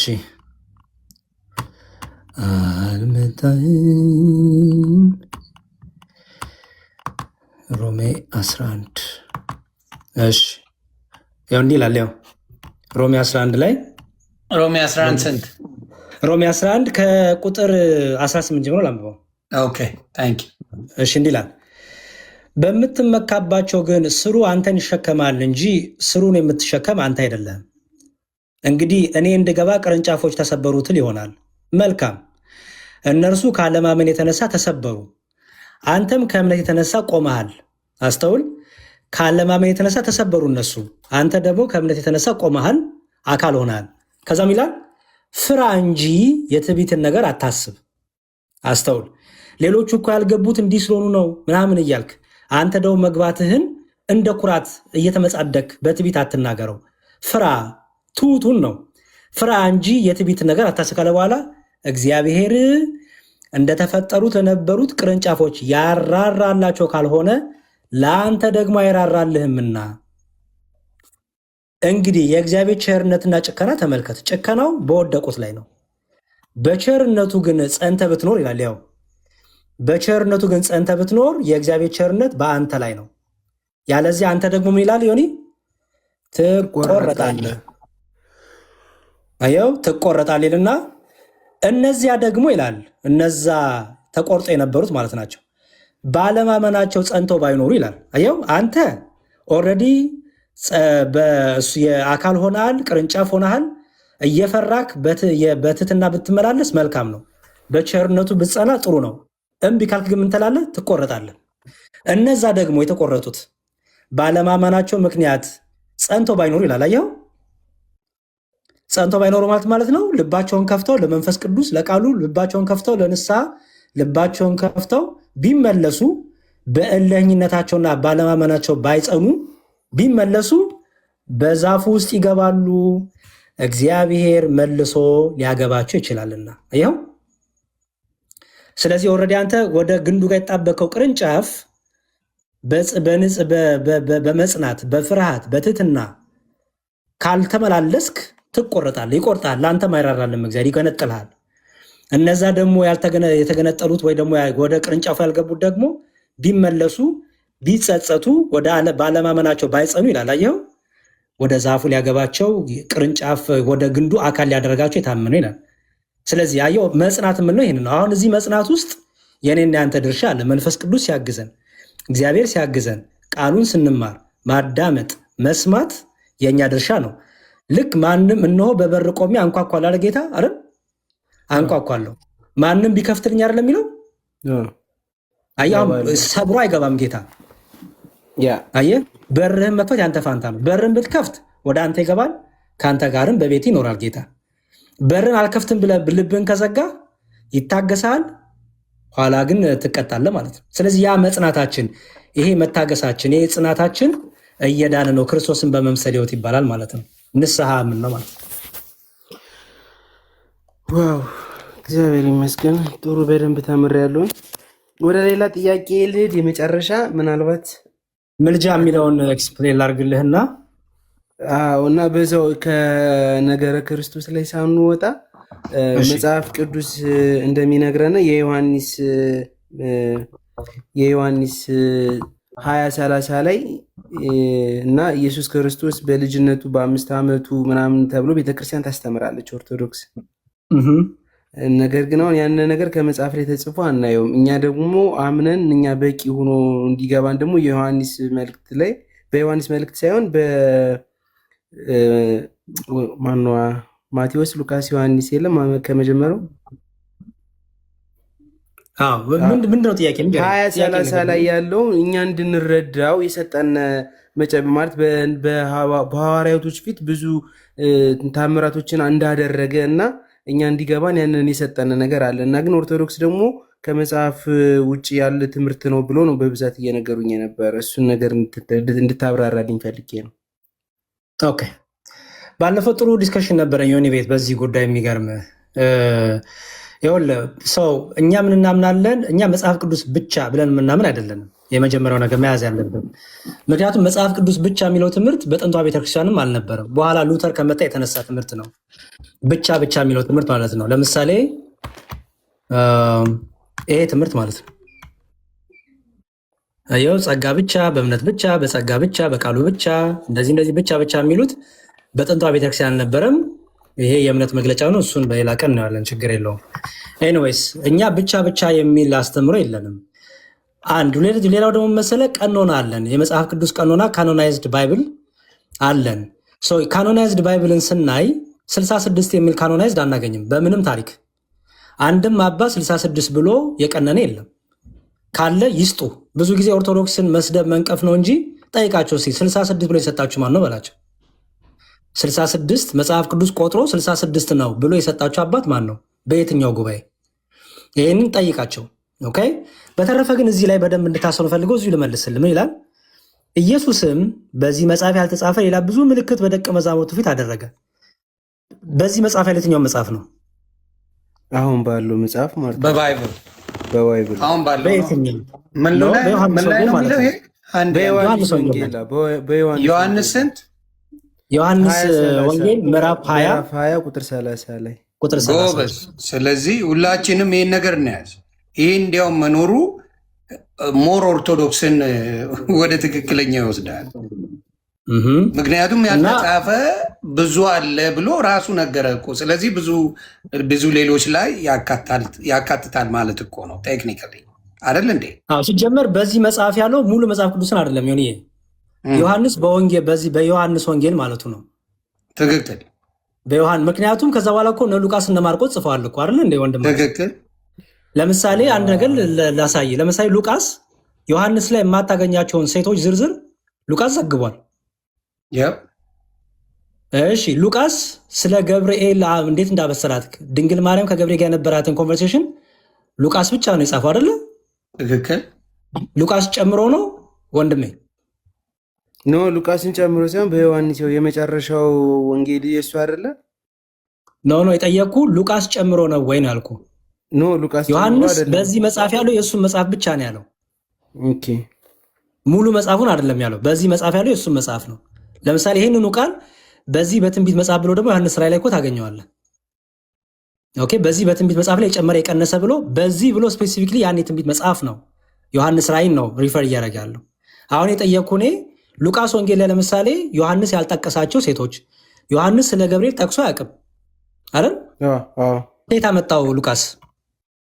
የየራስ እይታቸውን አይደለም እንትን ያሉ ሉቃስም የየራስ እይታ ሳይሆን ይኸውልህ የሉቃስ ወንጌል ምዕራፍ 1 ቁጥር 1 እንዲህ ይላል። ያው ምን ይላል መሰለህ? የከበርክ በቴዎፍሎስ ሆይ ከመጀመሪያው በአይን ያዩትና አስተውላም ከመጀመሪያው በአይን ያዩት የቃሉ አገልጋዮች የሆኑት እንዳስተላለፉልን በእኛ ዘንድ ስለተፈጸመው ነገር ብዙዎች ታሪክን በየተራው ለማዘጋጀት ስለሞከሩ አየው። እኔ ደግሞ ስለተማርኸው ቃል እርግጡን እንድታውቅ በጥንቃቄ ሁሉን ከመጀመሪያው ተከትዬ በየተራው ልጽፍልህ መልካም ነው ታየኝ ይላል። ከየት እንደሰበሰበ አየኸው ሉቃስ? በአይን ያዩትና የቃሉ አገልጋዮች የሆኑት እንዳስተላለፉልን አየው። የቃል ትምህርት ተላልፏል፣ የጽሁፍም አለ ማለት ነው። ምክንያቱም ታሪክም ተዘግቧል ይላል አየው። ስለዚህ ሉቃስ ከታሪክ ይዟል፣ በአፍ ከሚነገረው ይዟል፣ ከጽሁፍ ይዟል ማለት ነው። አየህ ሉቃስ እንኳን ሲዘግብ ከነዚህ ሁሉ ሰብስቦ ነው የዘገበው። ቅድስት ቤተክርስቲያን ደግሞ ሐዋርያዊ ቅብብሎሽ አላት። ኦኬ አባቶች አሏት። አባቶች ስላሏት በቀኖናዋ እነዚህ መጽሐፍት ላይ ስለ ክርስቶስ የተነገሩ ናቸው። እነዚህ መጽሐፍት ለምሳሌ ተአምረ ኢየሱስ ላይ የክርስቶስ ሕይወት ታሪኩ ክርስቶስ ከተወለደበት ሰዓት ጀምሮ በ30 ዘመኑ ሁሉ ያለውን ዘግባ ከየት አመጣችሁ ብትለኝ በቃል የተነገረውን ይዛ ሆሊ ትራዲሽን ይዛ ቅዱስ ትውፊትን ይዛ እነዚህ ነው ዘግባ ይዛለች። ምክንያቱም ሐዋርያ ቅብብሎሽ ስላላት። ሐዋርያ ቅብብሎሽ የቃል ትምህርት አለው፣ የጽሁፍ ትምህርት አለው ማለት ነው። ለዚህ ነው አየህ ሉቃስ የዘገበው፣ ሌሎቹ እንደዚህ አልዘገቡትም። እስቲ ማቴዎስ ነው ስለ ገብርኤል የተናገረው? ንገረኝ እስቲ። ገብርኤል ስለ ገብርኤል ማቴዎስ ተናግሯል? ማርቆስ ተናግሯል? ማቴዎስ ተናግሯል አይደለ? እንትን ሉቃስ ላይ ገብርኤል ብሎ ኖ ሉቃስ ላይ ነው። ስለ ገብርኤል ሉቃስ ላይ ብቻ ነው የምታገኘው። ሉቃስ ላይ ነው የተጻፈ። ሉቃስ ላይ ነው ምንድን ነው ሌሎቹ ያልዘገቡትን ሉቃስ ላይ ያገኘው ነው ጥያቄ። ያው በተሰጠነ መጽሐፍ ላይ ያንዳቸው አሁንማ ገባኝ እኮ አሁን ስታስብ እዚህ ጋር ሉቃስ ከየት እንደሰበሰበ ያየው ነው። አየው ከአይንም አለ ከጽሁፍም አለ የቃል ተማሪዎች አሉ፣ የአይን አለ፣ መዛግብት አሉ። ኦኬ ሐዋርያት ሥራንም የጻፈው ሉቃስ ነው ታውቃለህ። አየህ ስለዚህ እነዚህ ሁሉ ዶክመንት ሲያደርግ ሉቃስ ሌሎቹ አልዘገቡምና ጨመረ አትልም አይደለ? ሌሎቹ ማቴዎስ ያልተናገረውን እኮ ሉቃስ ስለዚህ ሉቃስ ሳስቷል አትልም። አየው ማርቆስ ያልተናገረውን በቃ ማናቸውም አራቱም ሶስቱም ወንጌል ያልተናገሩትን ነው ሉቃስ የዘገበው። አየህ ኢቭን ተወሱ ለምሳሌ ያው በይሁዳ ንጉስ በሄሮድ ዘመን ከአብያ ክፍል የሆነ ዘካርያስ የሚባል አንድ ካህን ነበር። ሚስቱም ከአሮን ልጆች ነበረች፣ ስሟም ኤልሳቤጥ ነበረ። ሁለቱም በጌታ ትእዛዝና ሕግጋት ሁሉ ያለ ነቀፋ እየሄዱ በእግዚአብሔር ፊት ጻድቃን ነበሩ ይላል። ሌሎቹ ወንጌላውያን ይህን ተናግረዋል? አልተናገሩም። ያው አሁን ገብቶኛል እኮ መምህር፣ በጣም በደንብ ገብቶኛል። አሁን ተረድቻለሁኝ በደንብ በደንብ ሊጠነክርልህ ብዬ ነው። ያ ማቴዎስም የጻፈውን ስለ ኢየሱስ ክርስቶስ የትውልድ ሐረግም ሲናገርም እኮ ሌሎችም አልጻፉትም። በደንብ ተረድቼዋለሁ። በቃ ስለዚህ ቀኖና ደግሞ በሌላ ቀን ቀኖና ዲስከሽን በደንብ አሳይሃለሁ። እንዴት ቀኖና እንዴት ዲስከስ ሲደረግ እንደነበረ 80 ያዱ ስን ምን ማለታችን እንደሆነ ያንን ከአባቶች ትምህርት የጥንቷ ቤተክርስቲያን በመጽሐፍ ዙሪያ የነበራትን ትምህርቶች ሁሉ ይሄ ሰባ ሊቃናት፣ ሰብቶ ኤጀንት፣ ማጆሪቲ ቴክስት የሚባሉ አሉ። እነዚህን ሁሉ ዲስከሽን ስላለው በጥልቀት ደግሞ በሌላ ቀን እናያለን። ምንም ችግር የለው። እሺ በዚሁ አጋጣሚ ወደ ምልጃ ትነግረኛለህ። ስለ ምልጃ ያው እንግዲህ አሁን በኢየሱስ ክርስቶስ ያለውን ትምህርት በደንብ ስላስተማርከኝ ከሰማይ በክብር የመጣ ወደ ሰማይ በክብር ያረገ ኢየሱስ ክርስቶስ ብቻ እንደሆነ መጽሐፍ ቅዱስ ይናገራል። ከዛም ደግሞ የሙሴንና የኤልያስን መሰወርም ይናገራል እና የእመቤታችን ቅድስት ድንግል ማርያም እርገት በቤተክርስቲያን ጾም ሙሉ አለው እና እሷ ነገር ትንሽ ለእኔ ጥያቄ ሆናብኝ ነበረ። ኦኬ በመጀመሪያ አንድ ነገር ማወቅ ያለብን ነገር ሞተች ብለን የተናገርነው እኛ ነን። አርፋለች ብለን የተናገርነው እኛ ነን አይደል? ያ ከኦርቶዶክስ ነው። ሌላ አለ። አሁን ለምሳሌ ፕሮቴስታንቱ ዓለም እኛን ሲቃወመን ድንግል ማርያም መሞታን በምን አወቀ እንዴ? ባትሞትስ? ምክንያቱም ምንም በመጽሐፍ ቅዱስ ሐዋርያቱ እያንዳንዱ ሞት ተብሎ ጽፎላል እንዴ? አልተጻፈም። አንድ ጉልብዝ መምህር መጥቶ አስተምሮ ነበር። የሐዋርያት ሥራ ሐዋርያቶች ራሳቸው የእነሱን ታሪክ ወይም ደግሞ እነሱ ተዘዝቀው ተሰቀሉ ምናምን የሚል መጽሐፍ ቅዱስ ላይ አልተጻፈም። አየኸው ሲያስተምሩ ሰማሉ። ይሄን ኬታ መጣው ብትል በጣም ጥሩ። ይሄን ኬታ መጣው መሰለ በቅዱስ ሶፊስ ታገኘዋለህ። አየው የሐዋርያት ተማሪዎች አሉ፣ የሐዋርያት ደቀ መዛሙርት የሚባሉ ኦኬ፣ እና አግናጢዮስ አሉ፣ እነ ፖሊካርፕስ አሉ የሚባሉ ማለት ነው። እነዚህ ነገሮች በሐዋርያ ቅብብሎች አግኝተናቸዋል። ሐዋርያት እንዴት ሰማዕት እንደሆኑ፣ ሐዋርያት እንዴት ሰማዕትነት እንደተቀበሉ፣ ቁልቁል ሲሰቀሉ፣ አንገታቸው ሲታረድ፣ ለአንበሳ እነዚህ ሁሉ በመጽሐፍ ቅዱስ ተገኝቶ አታውቃቸውም። ግን ጴንጤው ይቀበለዋል። ይሄንን ጴንጤው ግን የሚቀበለው ከማን ሰምቶ ነው? ከእኛ ሰምቶ ነው። ምክንያቱም ቅዱስ ትውፊት ስላለን እኛ ስለተናገርን። ልክ እነዛው ድንግል ማርያም ሞታለች አንተ ተነስታለች የሚለውን ሲጠይቁ መሞቷን ራሱ የታለ ማስረጃ አላቸው ወይ? ምክንያቱም ሞተች ብለን የተናገርነው እኛ ነን። አየው ይሄንን በደንብ ልታውቅ ይገባል። ኦኬ እኛ ግን ከምን አንጻር እንትና ቅድም አሁን ከሰማይ ከወረደው በቀር ወደ ሰማይ ወጣ ያለ የሚለው ቃል አስተውል። ማንም አይነሳም ለማለት አይደለም። እንዴ እነሳሉ እኮ አይደለ? ጌታችን በመስቀል የተሰቀለ ጊዜ እኮ በጣም ብዙ ሙታን ተነስተዋል። ትዝ ይላል አይደለ? ዮሐንስ ወንጌል እኮ ይናገራል። በጣም ብዙ ሙታን ተነስቶ እኮ ከቤተሰብ ጋር ተቀላቅሏል እኮ። ተመልሶ ሞቱ የሚል ነገር አታገኝም መቼም አይደል? የለም። ግን በቃ አረጉ ማለት ነው አይደለም። አየው ለእያንዳንዱ አለው። ኤኒዌይስ እኛ ሲጀመር ድንግል ማርያም ልጁ አስነሳት ነው ያልነው። ልጇ አስነሳት። ማንም ቢነሳ በክርስቶስ ኃይል በክርስቶስ ስልጣን ነው የሚነሳው። በአዲስ ኪዳን አስተውል። በአዲስ ኪዳን ሞት በእኛ ላይ ስልጣን የለውም። ታውቃለህ አይደለ? ሞትን ረግጠነዋል። በሞት ጫንቃ ላይ ቆመን እኮ ዘምረናል። ሞት እኮ አያስፈራንም። እኛም ባይዘወኝ ሞት እኮ እንቅልፍ ነው ለክርስቲያኖች። ስለዚህ ክርስቶስ ከሰማይ ከወረደ በቀር ወደ ሰማይ የወጣ ማንም የለም ሲል ምኑን እየተናገረ መሰለ? ወደ ሰማይማ የወጡ እኮ አሉ፣ ግን እነሱ ከምን አልወረዱም ነው? ከሰማይ አልወረዱም ነው። ገባ? ወደ ሰማይማ ወጥተዋል። ምክንያቱም ጠይቀውት ነበረ፣ ንገረን እኔ የአብ ልጅ ነኝ ሲላቸው፣ እኔና አብ አንድ ነን ሲላቸው ሊሰሙት አልቻሉም። ስለዚህ ምን አላቸው? ከሰማይ ከወረደው በቀር ወደ ሰማይ ወጣ ማንም የለም አላቸው። አየው እንጂ ማንም ወደ ሰማይ አወጣም እያለ አይደለም ጌታ። እርሱ ብቻ ከሰማይ የወረደ ወደ ሰማይ ወጣ። ወደ ሰማይማ የወጡ አሉ፣ ግን ከሰማይ አልወረዱም። ከምድር ተወልደው አድገው ነው። አየው ክርስቶስን ከሰማይ ወረደ ነው። አካላዊ ቃል ነው። ቃልም ስጋ ሆነ ስለምንል ጸጋና እውነት ተሞልቶ በእኛ ነው አደረ ስለምንል።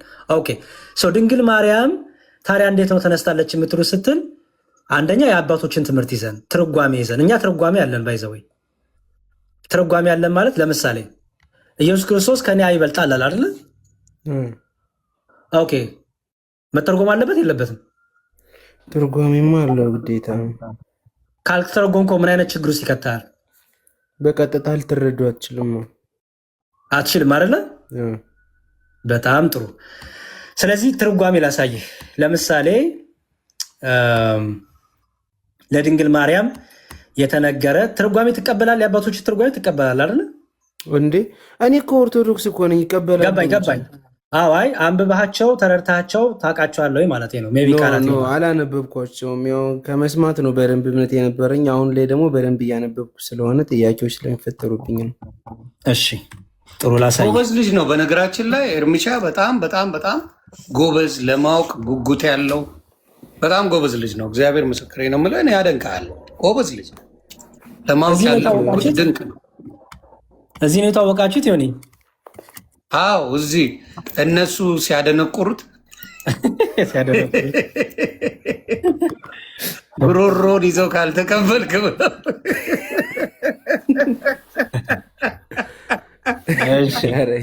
በሱ ነው የማውቀው አባቴ። እሺ አይዞህ፣ እንደዚህ እየመጣ ከተገናኘን አንዳንድ ነገሮችን እያሳየው ጥያቄም እየጠየቅ እንትን እንላለን። እሺ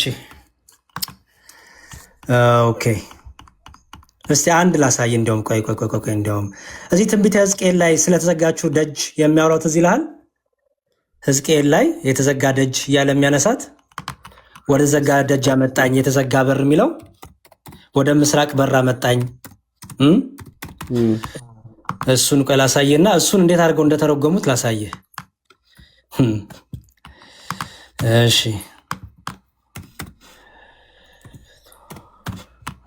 ኦኬ፣ ለድንግል ማርያም እንዴት አድርገው አባቶች እንደሚፈቱት እንዴት እንደሚሰጡት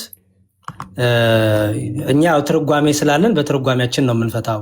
ከራሳችን መጽሐፍትን መፍታት አንችልም፣ ክልክል ነው ታውቃለህ። እና ሕዝቅኤል 44:2 ላይ ያለው ማለት ነው። መጀመሪያ ቃሉን ላንብብልህ። ሕዝቅኤል 44:2 እንዲህ ይላል። ሕዝቅኤል 44:2 ያው ምን ይላል? ወደ ምስራቅ ወደሚመለከተው በስተውጭ ወዳለው ወደ መቅደሱ በር አመጣኝ፣ ተዘግቶም ነበር። እግዚአብሔርም ይህ በር ተዘግቶ ይኖራል እንጂ አይከፈትም፣ ሰውም አይገባበትም፣ የእስራኤል አምላክ እግዚአብሔር ገብቶበታልና ተዘግቶ ይኖራል ይላል። አስተውል። አሁን ምድራዊ መቅደስ ቢሆን ኖሮ ሰው ያልገባበት መቅደስ የለም አይደል? በምድር ላይ ሆኖ ሰው ያልገባበት በር አለ? የመቅደስ በር አለ? ሊቀ ካህኑ የማይገባበት ሰው የማይገባበት በር አለ? ሊቀ ካህን የማይገባበት በር ሊቀ ካህን የሚገባበት እንጂ የማይገባበት በር የለም። ኦኬ። እዚህ ጋር ግን የሚለው ተዘግቶ ለዘላለም ይኖራል ነው የሚለው፣ አይከፈትም፣ ሰውም ደግሞ አይገባበትም ነው የሚለው። ምክንያቱም የእስራኤል አምላክ እግዚአብሔር ገብቶበታል፣ ተዘግቶ ይኖራል ይላል። አየው፣ የገባበት እግዚአብሔር ብቻ ነው ይላል። ተዘግቶ ለዘላለም ይኖራል፣ ሰው ደግሞ አይገባበትም። ምክንያቱም የገባበት ማን ነው? እግዚአብሔር ብቻ። ሲገባበትም እንደተዘጋ ነው የገባበት። ኦኬ፣ ሲገባበት ከፍቶ አልገባም፣ ምክንያቱም ተዘግቶ ነው የሚኖረው ይላል። አየው፣ አሁን ይህንን አባቶች እንዴት እንደፈቱት ላሳየ። ካቴና ባይብል የሚባል አሪፍ እንትን አለ። ይሁን ይሄን ብትጠቀም አሪፍ ነው። አንዳንዴ እንግሊዝኛም ስለምታነብ ካቴና ባይብል ላይ እንትን ነው ትርጓሜዎች የያዘ ነው። ካቴና ባይብል ላይ አሁን ያነበብነው እንትን ነው አይደለ? ምንድነው? ሕዝቅኤል ነው። ኤዚኪኤል የሚለው ኤዚኪኤል ቻፕተር 44 እሺ ያው Then he brought me back to the gate of the outer sanctuary, which faces toward the east, and it was shut. Then said the Lord unto me, this gate... በአማርኛ አርግልኝ። አማርኛ ቅድም ያነበብኩልህ ነው። ቅድም ያነበብኩልህ ነው። This gate shall not be shut. ይሄ በር ምንድነው? shall be shut. ይሄ በር እንደተዘጋ ነው። shall not be opened. አይከፈትም። No man shall enter in it by it ይላል። ማንም ሰው ወደዛ አይገባም። Because the Lord, the God of Israel, has entered in it by it ይላል። Therefore it shall be shut ይላል። አሁን ይህንን ትርጉም ስትነካው ዮኒ፣ ይህን ስትነካው ትርጉም ከጎኑ ያወጣላል። የአባቶችን ትርጉም ምን ይላል መሰለህ ዮኒ? Opened ይላል። No man perfectly understand the scripture but the Son of God ይልና ማቲው 27 ያመጣና ሴንት ጄሮም this is also insinuates that Mary ever remained a pure virgin. አዮ ምክንያቱም በዛ በር ሰው አልገባበትም፣ እግዚአብሔር ግን ገብቶበታል። ሲገባም ከፍቶ አልገባም፣ ማንም ደግሞ እንዳይገባበት ዘግቶታል ይላል አይደለ? ሴንት ጄሮም ሲተረጎም ብሎ ቅዱስ ጄሮም ሲተረጎም ይላል ይሄ also insinuates that Mary ይላል። ይሄ እንግዲህ በ1849 ነበር አባት ነው። that Mary ever remained a pure virgin ይላል። ድንግል ማርያም ለዘላለም ድንግል ሆና ኖራለች። ኦግስቲንም እንደዛው even for the prince some of the kings of Judah claimed the privilege of entering by it at any time and pass through a part of the court assigned to the priest.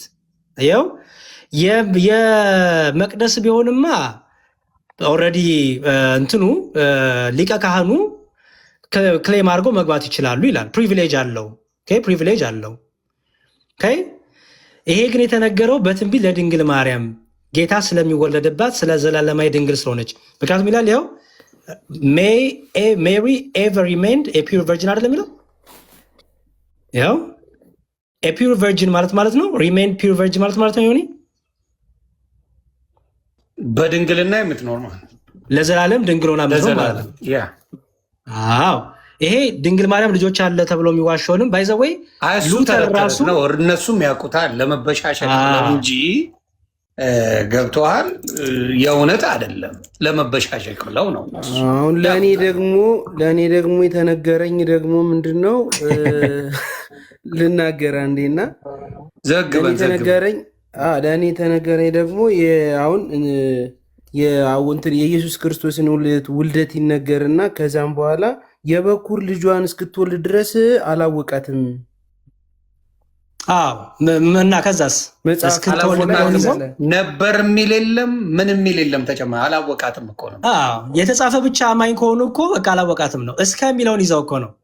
እስከ የሚለውን ለምሳሌ ሜልኮልም ልጅ እስክትወልድ ድረስ ምንድነው ልጅ እስክትወልድ ድረስ እስከ ሞተችበት ሰዓት ድረስ ልጅ አልወለደችም ካልኩኝ ምን ማለት ይመስላል? ሜልኮልም እስከ ሞተችበት ሰዓት ድረስ ልጅ አልወለደችም ካልኩ ምን ማለት ይመስላል? አልወለደችም ነው። አልወለደችም እስከ የሚለው ስላለ ከሞተች በኋላ ወልዳለች ማለት ነው። በእስላምኛ አዎ። ኧረ ዮኒት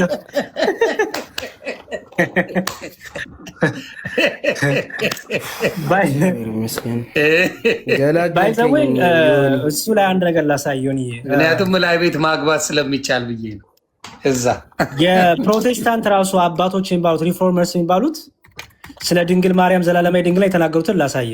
ኦኬ በትምህርታቸው እነ ሉተር እነ ካልቪን እነ ዙዊንግል የሚባሉት ራሳቸው ከጴንጤዎቹ ጋር ዛሬ ካሉት ጴንጤዎች ጋር ይጋጫሉ። ኦኬ ላሳየ ቆይ። ኦኬ እኔ እንደዚህ ሲጠይቁ የራሳችሁ ቤተ እምነት አባቶች እንደዚህ እኮ አያስተምሩ ከየት አመጣችሁት በላቸው። ምክንያቱም ዛሬ ያሉት ወንድሞቻችን ፕሮቴስታንት ወንድሞቻችን ከመወለዳቸው በፊት የነበሩት የፕሮቴስታንት አባቶች ይሄን አያስተምሩን ፈጽሞ። ኦኬ ለምሳሌ ላሳይክ። ማን ለምሳሌ ካልቪንን ላሳይ፣ እነ ሉተርን ላሳይ፣ እነ ዝዊንግልን ላሳይ ምን እንደሚሉ።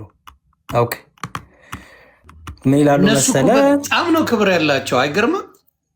ኦይ አንዴ ለቅድስት ድንግል ማርያም ያላቸው ክብር ይደንቃል ነው ማለት ያነብላል። ያው the Protestant reformers on Mary ይላል። Okay the Protestant reformers on Mary ኦኬ ምን ይላል? ለምሳሌ ማርቲን ሉተር ምን አለ መሰለ? ሉተር ምን አለ? እሺ she is rightly called not only the mother of the man but also the mother of God። እሷ የሰዎች እናት ብቻ አይደለችም የእግዚአብሔርም እናት ናት ይልና it's certain that Mary is the mother of the real and the true God አለና again throughout his life Luther okay it is an article of faith that Mary mother of Lord and still a virgin ይላል። አየው it's an article of faith ነው ነው የእምነታችን አርቲክል ነው መግለጫ ነው የሚለው የእምነታችን መግለጫ ነው። ምን ድንግል ማርያም still a virgin remain still a virgin ዘላለማዊ ማርቲን ያለው ድገምለት ማርቲን እንደሆነ በደንብ ነገር እንደውም perpetual virginity የሚባል ትምህርት አንቀጽ አለ። የድንግል ማርያምን ዘላለማዊ ትምህርት ነው በነገራችን ላይ ላሳያቸው ይችላሉ። ያ ይሄን ያሳያል። ሌላም ይኸው ለምሳሌ ምን ይላል መሰል? ያው እዚህ ጋር እንዲያውም የድንግል ማርያም ደግሞ ማክበር በሚለው ክፍሉ ላይ ደግሞ is Christ only to be adored ይላል። ክርስቶስ ብቻ ነው እንደ መወደስ ያለበት ይልና or the holy mother of God rather not to be honored እንዴ እሷስ ድንግል ማርያም መከበር መወደድ የለባትም አለ።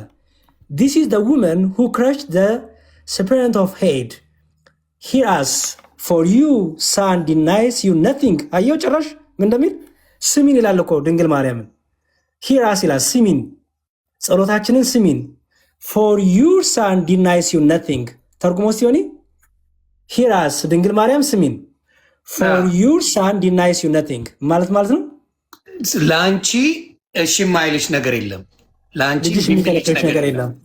አዎ ስለዚህ ምን ስሚን እያለ ነው ሉተር።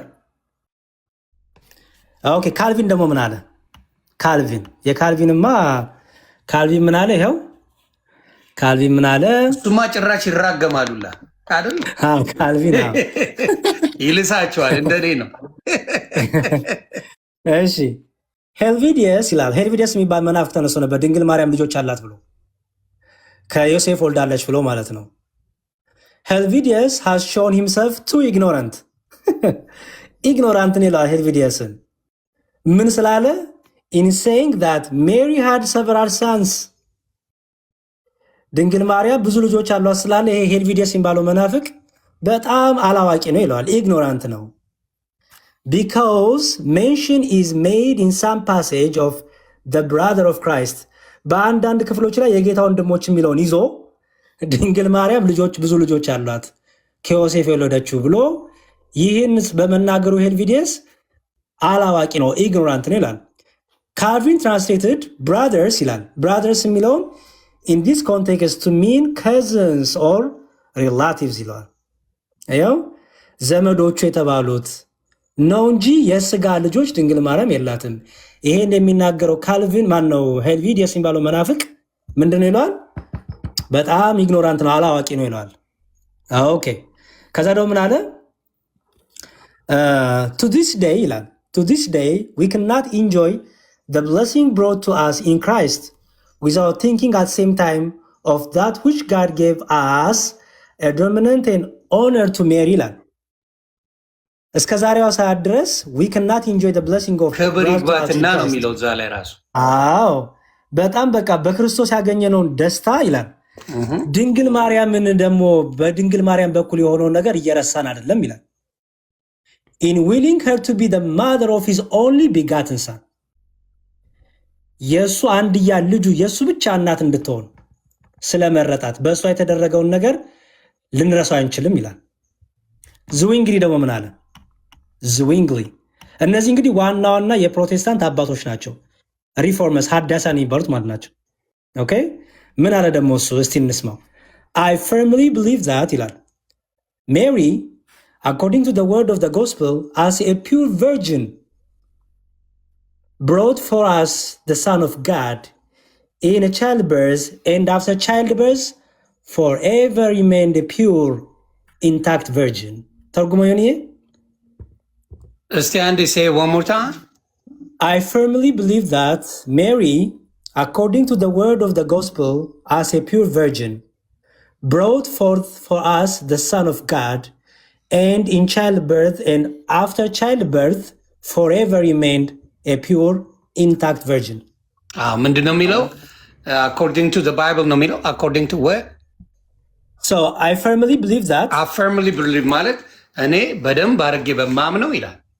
According to the words of the gospel. According to the words of the gospel ማለት በመጽሐፉ በሚለው as a pure virgin brought forth us the Son of God. ንጽሕት ከሆነች ከድንግል the Son of God የሚለው ያው የእግዚአብሔር ልጅ ማለት ነው። and in childbirth ይላል። ስትወልደው ድንግል ሆና ወለደችው ነው። አዎ ድንግል ሆና ወለደችው፣ pure virgin ሆና ወለደችው። and after childbirth ከወለደችው በኋላ ይላል forever remained a pure, intact virgin. there you go እስከ መጨረሻው ድረስ ድንግልናዋ አልተቀየረም ነው የሚለው። በቃ ይሄ የዝዊንግሊ ትምህርት በድንግልና ነው የወለደችው፣ በድንግልና ነው ያለችው ነው የሚለው። እስከ መጨረሻው ድረስ በድንግልና የኖረች ናት ነው የሚለው። ፐርፔቹዋል ቨርጂኒቲ የድንግል ማርያም ዘላለማዊ ድንግልና በሚለው ትምህርታቸው ላይ ያለ ማለት ነው። የእነሱ ትምህርት ነው። በተለይ እንድትሰማ ፈልጌ ነው። ኢትዮጵያ ላይ የሚሉት ተፈላስፈው የሚዋሹት ምኑንም ስለማያውቁት የሚከተሏቸውን እንኳን አይከተሉም። ኢትዮጵያ ያሉት ፔንቴኮስቶ እዚህ የሚሏቸው የነሱ ይሄን ሃይማኖት ክሬት ያደረጉላቸው ራሱ የሚያምኑት ይሄንን ነው። የኢትዮጵያ የራሳቸውን ነው የሚያምኑት፣ ራሳቸው ፈጥረው ማለት ነው። ይሄ ደግሞ ይችላል አነጋገሩ እንደሚያው ምን ይላል? እሺ Christ was born of a most undefiled virgin. Christ was born of most undefiled virgin. ምን ማለት ነው ዮኒ? በጣም በሚገርም ነገር ነው የሚያስቀምጠው ጌታ ሆይ ድረስ በጣም በምን በቃ አንዲፋይን በሆነ በጣም በሚደንቅ ሁኔታ ንጹህ በሆነች በጣም በሚገርም በቃ ለእኛ በማይገባ ለእግዚአብሔር በሚገባው ማለት ነው። ለእኛ ይገባል። ከዛ ነው ይላል ያው እዚህ ጋር it was fitting that such a holy son should have a holy mother ማለት ነው። ቅድስና such a holy son ማለት ቅዱስ ማለት ነው። such a holy son should have a holy mother, right? Yeah. It was fitting that ይላል it was fitting that such a holy son should have a holy mother. አዎ ይሄ ነገር ማለት ነው ቅዱስ የሆነ ልጅ ቅዱስ የሆነ እናት እንዳለው ነው እዚህ ጋር የሚናገር። ፊት ያደርጋል ነው እንደሚለው ቅዱስ ለሆነው ልጅ ቅዱስ የሆነች እናት ይገባዋል። ቅድስት የሆነችና ሆሊ ማዘር እያለ ነው እንግዲህ። ይሄ እንግዲህ የፕሮቴስታንት አባቶች አሁን እኮ ችግሩን መሰለ ይሄን ሲሆን አባት ወደዛ ይባላል። መጽሐፍ ቅዱስ ብቻ ይሄ ብቻ የሚለው ግን ሶላ ሲባል ግን ኦኬ ሉተር ትክክል ነው ይባላል። ሉተር ደግሞ ድንግል ማርያም ንጽሕት ናት ሲል ደግሞ የታባቷ አናውቀውም ይባላል። ይቀበሉታል እኮ የሚገርም እዚህ ጋር ነው እንጂ የማይቀበሉት ከዚህ ውጭ ይቀበሉታል። እኔ አይ ዶንት ቲንክ መካነ ኢየሱስ ሉተሪያን ድንግል ማርያም ልጅ አለ ብሎ የሚያምኑ አይመስልም። አያምኑ መካነ ኢየሱስማ እኮ ቬሪ ክሎዝ እኮ ነው ከኦርቶዶክስ ጋር። አሁን በደንብ ስለጠየቋቸው ኢትስ አ ሊትል ዲፍረንስ ሆነስት ሼም ይዟቸው እንጂ ኦርቶዶክስ ናቸው። አሁንማ ትልቅ በተለይ በጸጋ ከሚለው ጋር ዮኒዬ በጣም ትልቅ ክፍተት ተፈጥሯል። ኤኒዌይስ እሱ አሁን ያስተካክሉታል ራሳቸው ጊዜ ስጣቸው። ትረስት ሚ ጊዜ ስጣቸው ያስተካክሉታል። እንግዲህ የእውነት ኑር እያየህ ነው አይደለ? ብዙ ነገሮችን እንዴ እያየ ነው ብቻ ሳይሆን እየተማርኩም ህይወቴንም እያስተካከልኩ ነው። ነውዤ ነበር በጣም ብዙ። ቻሌንጅ ልታደርጋቸው ይገባል። ቻሌንጅ ዝም ብለህ አሁን አንተ ተጠያቂ ስለሆንክ ነው። አልተማርኩም የነበር በዚህ አጋጣሚ አልተማርኩም የነበርና ያው እኔ ከመስማት የማውቀውን ነገር ይዤ ኤርሚያስም ደግሞ ምንም ያጠፋው ነገር የለም። እኔ ነኝ ራሴ ከቤት የሄድኩበት ከቤት ሄጄ ራሱን የጠየቅኩትኝ እኔ ነኝ። ንስሐም ደግሞ መልካም ነው። ነትም ሮንግ ለማወቅ ፈልጌ ከኤርሚያስ ሄጄ ተማርኩኝ እንጂ ይቅርታ ስልክ ችግር የለም ስልክ እየገባ እና ከቤቱ ሂጄ ራሴ ጠይቄው አስተምሬ ብዬው ተምሬ ስልክ ደውዬ ጠይቄው እሱ ምንም ያጠፋው ነገር የለም። የራሴ የጥፋት ጉዳይ አይደለም። እኛ ስለ ጥፋት አላወራንም፣ ግን እኔ የሚያጠፋሁትን ነገር ልንገርህ። የኦርቶዶክስ ቤትን ሳልጠይቅ ዝም ብዬ ወጥቼ ሄድኩ። ገባህ? ሳልጠይቅ መማር እየቻልኩ ምን እያልኩ አንዳንዴ ሳታስበው ዲያብሎስም ሹክልና ዝም ብለህ በደንፉ ትሄዳለህ። መልሱም ምኑም እዚህ ኤቭሪቲንግ ኦርቶዶክስ ጋር እስከ ጥግ ድረስ አሁን አረጋጋኝ። አሁን እኮ በደንብ ተረጋግቼ ጥያቄ የሆነብኝን መልስ አገኘሁት። በቃ አሁን በዚህ ምን ማድረግ እንዳለብኝ ግን አላውቅም። ማለት በጣም ብዙ ስቼ ወንድሞቼንም አስቻለሁ። በጣም ብዙ ነገሮችን ብያለሁ። እና መማር ሌላ ታሪክ የለውም። እኛም አስተናል። ትቀልዳለህ እንዴ? ወጥረ መማር ነው ወንድሜ። ፎሎ አድርጋለሁ። ፎሎ አድርገኝ። ፎሎ ተደራርጋለሁ። ኤኒ ጥያቄ ሲኖር በስልክ ማውራት ትችላለህ። በተለይ መዝሙር ያሬድ እግዚአብሔር ባርኮታል። በዚህ በጣም ታጋሽ ነው። በጣም ፍቅር ነው። የምትጠይቀው ጥያቄ በሙሉ በሚችለው አቅም መልሶች አሉት። እስከ ገባኝ ድረስ ትህትናው ይበቃል። እውነቱን ነው የምነግርህ። በዚህ አጋጣሚ ሆን ይህን መድረክም ደግሜም ላላገኝም ስለምችል እኔ ሁለታችንም ተወጪ አብረን ነበር፣ አታስብ። በዚህ አጋጣሚ ግን በጣም ላመሰግን የምፈልገውና በጣም ይቅርታ ልጠይቃቸው የምፈልግ ለጎንደር ልጆች ጠቅላላ ማለት ነው። የሀገሬ ልጆች አሉ፣ የጎንደር ልጆች ከጎን ያሉ ሁሌም እየመጡ ተው ልክ አይደለም አባቶችን ጠይቅ እያሉ በጣም እየገሰጹኝ የነበሩ አሉ እና የጎንደር ልጆችን በጣም አመሰግናለሁ። ላጠፎት ነገርም ደግሞ በዚሁ አጋጣሚ ይቅርታ ጠይቃለሁኝ እና ከፍቅራቸው አንጻር ነው ታውቃለህ። ስለሚወዱኝ ነው። ብዙ አስቀይሜያቸዋለሁ። ጎንደሮች በዚህ ነገር ችግር የለባቸው። የሰፈሬ ልጆችም ወንድሞችም ስለሆኑ አብረውኝም ስላደጉ ለዛ ነው። ትልቁ ነገር ማድረግ ያለብህ ነገር ወንድሜ መሰለህ፣ ተማር። በቃ ቁጭ ብለህ እግርህን ልብህን ሰብስበህ አይምሮህን ሰብስበህ ተማር። በጣም ብዙ ትምህርቶች አሉ። እያንዳንዱ ነገር ዶክመንተር ነው። የኛ ትርጓሜ ያለን። ይህ አሁን እንደምታየኝ ከራሴ መተርጎም አልችልም። መጽሐፍ ቅዱስ ትርጓሜዎች አሉን። እኛ የአባቶች ትምህርት ነው የምንቀበለው። ትርጓሜ ያለን። ለምሳሌ አሁን ይህም መጽሐፍ ብታየው ያው አሁን የሐዋርያ ቅዱስ ጳውሎስ መልእክት ከሮሜ እስከ ገላትያ ያለ ትርጓሜ ነው። አየው በቃ በራሴ መተርጎም አልችልም። ለዚህ ነው አሁን ኦርቶዶክሲያን ጋር ስትሄድ ሁላችንም ከየራሳችን ከኪሳችን መተርጎማችን የኔ አረዳድ የኔ የሚባል ነገር የለም። ካለ እንኳን የምንዳኘው በዚህ ነው። ገባ? እኔ የሆነ ነገር ካመጣው ያሬድ በዚህ ነው የሚመዘነው ማለት ነው፣ በትርጓሜ ኦኬ። ኮመንታሪዎች አሉን ማለት ነው። ምክንያቱም በሐዋርያ ቅብብሎች ውስጥ የመጣን ስለሆንን የቀደመችው ቤተክርስቲያን እንዴት ተረዳችሁ? እንዴት ነበረ የሚረዱት አባቶቻችን? ከዛሬ 1300 1200 በፊት ትምህርቱ ምንድን ነው? የቁርባን ትምህርት፣ የጥምቀት ትምህርት፣ የቅዱሳን ምልጃ ትምህርት እንዴት ነበረ? አየው እነዚህ ቆንጆ መጽሐፎች ናቸው። በጣም ይጠቅሙሃል። ይሄም ትርጉም ነው። ያው የሐዋርያ ቅዱስ ጳውሎስ ማለት 14ቱ መልእክት ትርጉም ነው። ይሄ ያው የዮሐንስ ወንጌል ትርጓሜ ነው።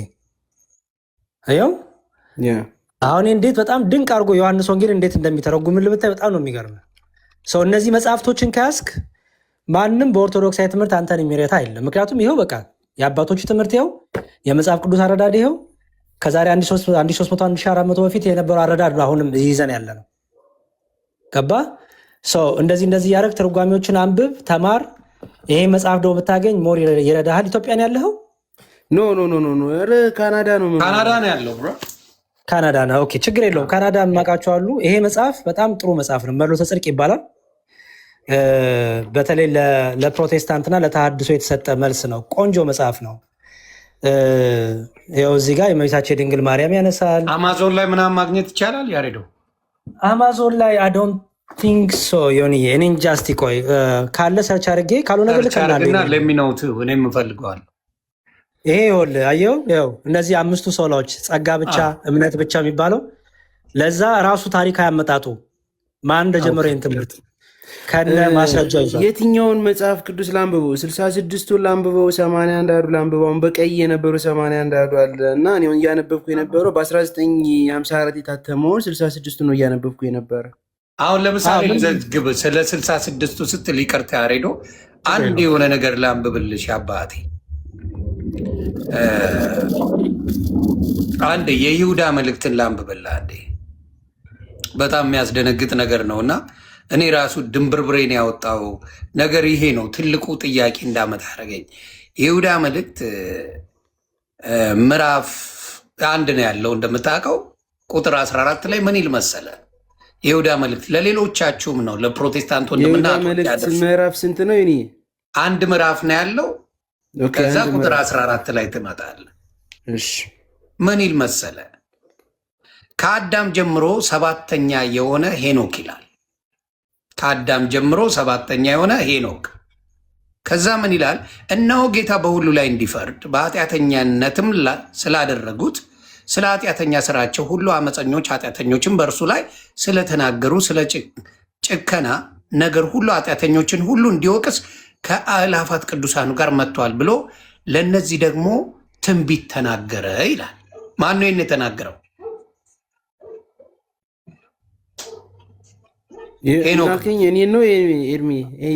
አንተን ነው። ሄኖክን ነው አይደል? ሄኖክ ነው የተናገረው ይህን ትንቢት አይደለ? ሄኖክ የተናገረው ትንቢት የት ቦታ አለ? አየህ 66ቷን መልስ የለውም። መልስ ይህንም ጥያቄ ጠይቁ ሰምቻለሁ። አዎ ገባ። ይሄን ጠይቄያቸው አንዳቸውም ሊመልሱት አይችሉም።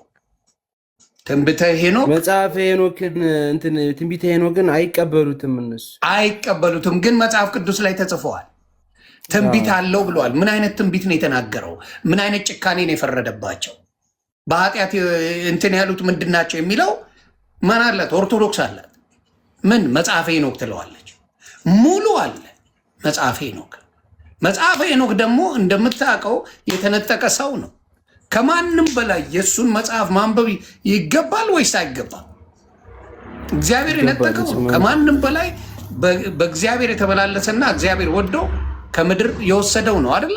ሄኖክ እንዴት እሱን ሳትቀበል የሌሎቹን ልትቀበል ትችላለህ? አየህ ምን ያደርጋሉ? በሚፈልጉት ጎምደው በጉልበት አያስፈልግም። ምንድን ነው የሚጠቅመኝ ይላል። መጥቶ አሁን ለምሳሌ የሄኖክ ነገር ምን ይጠቅመኛል ብሎ ይላል።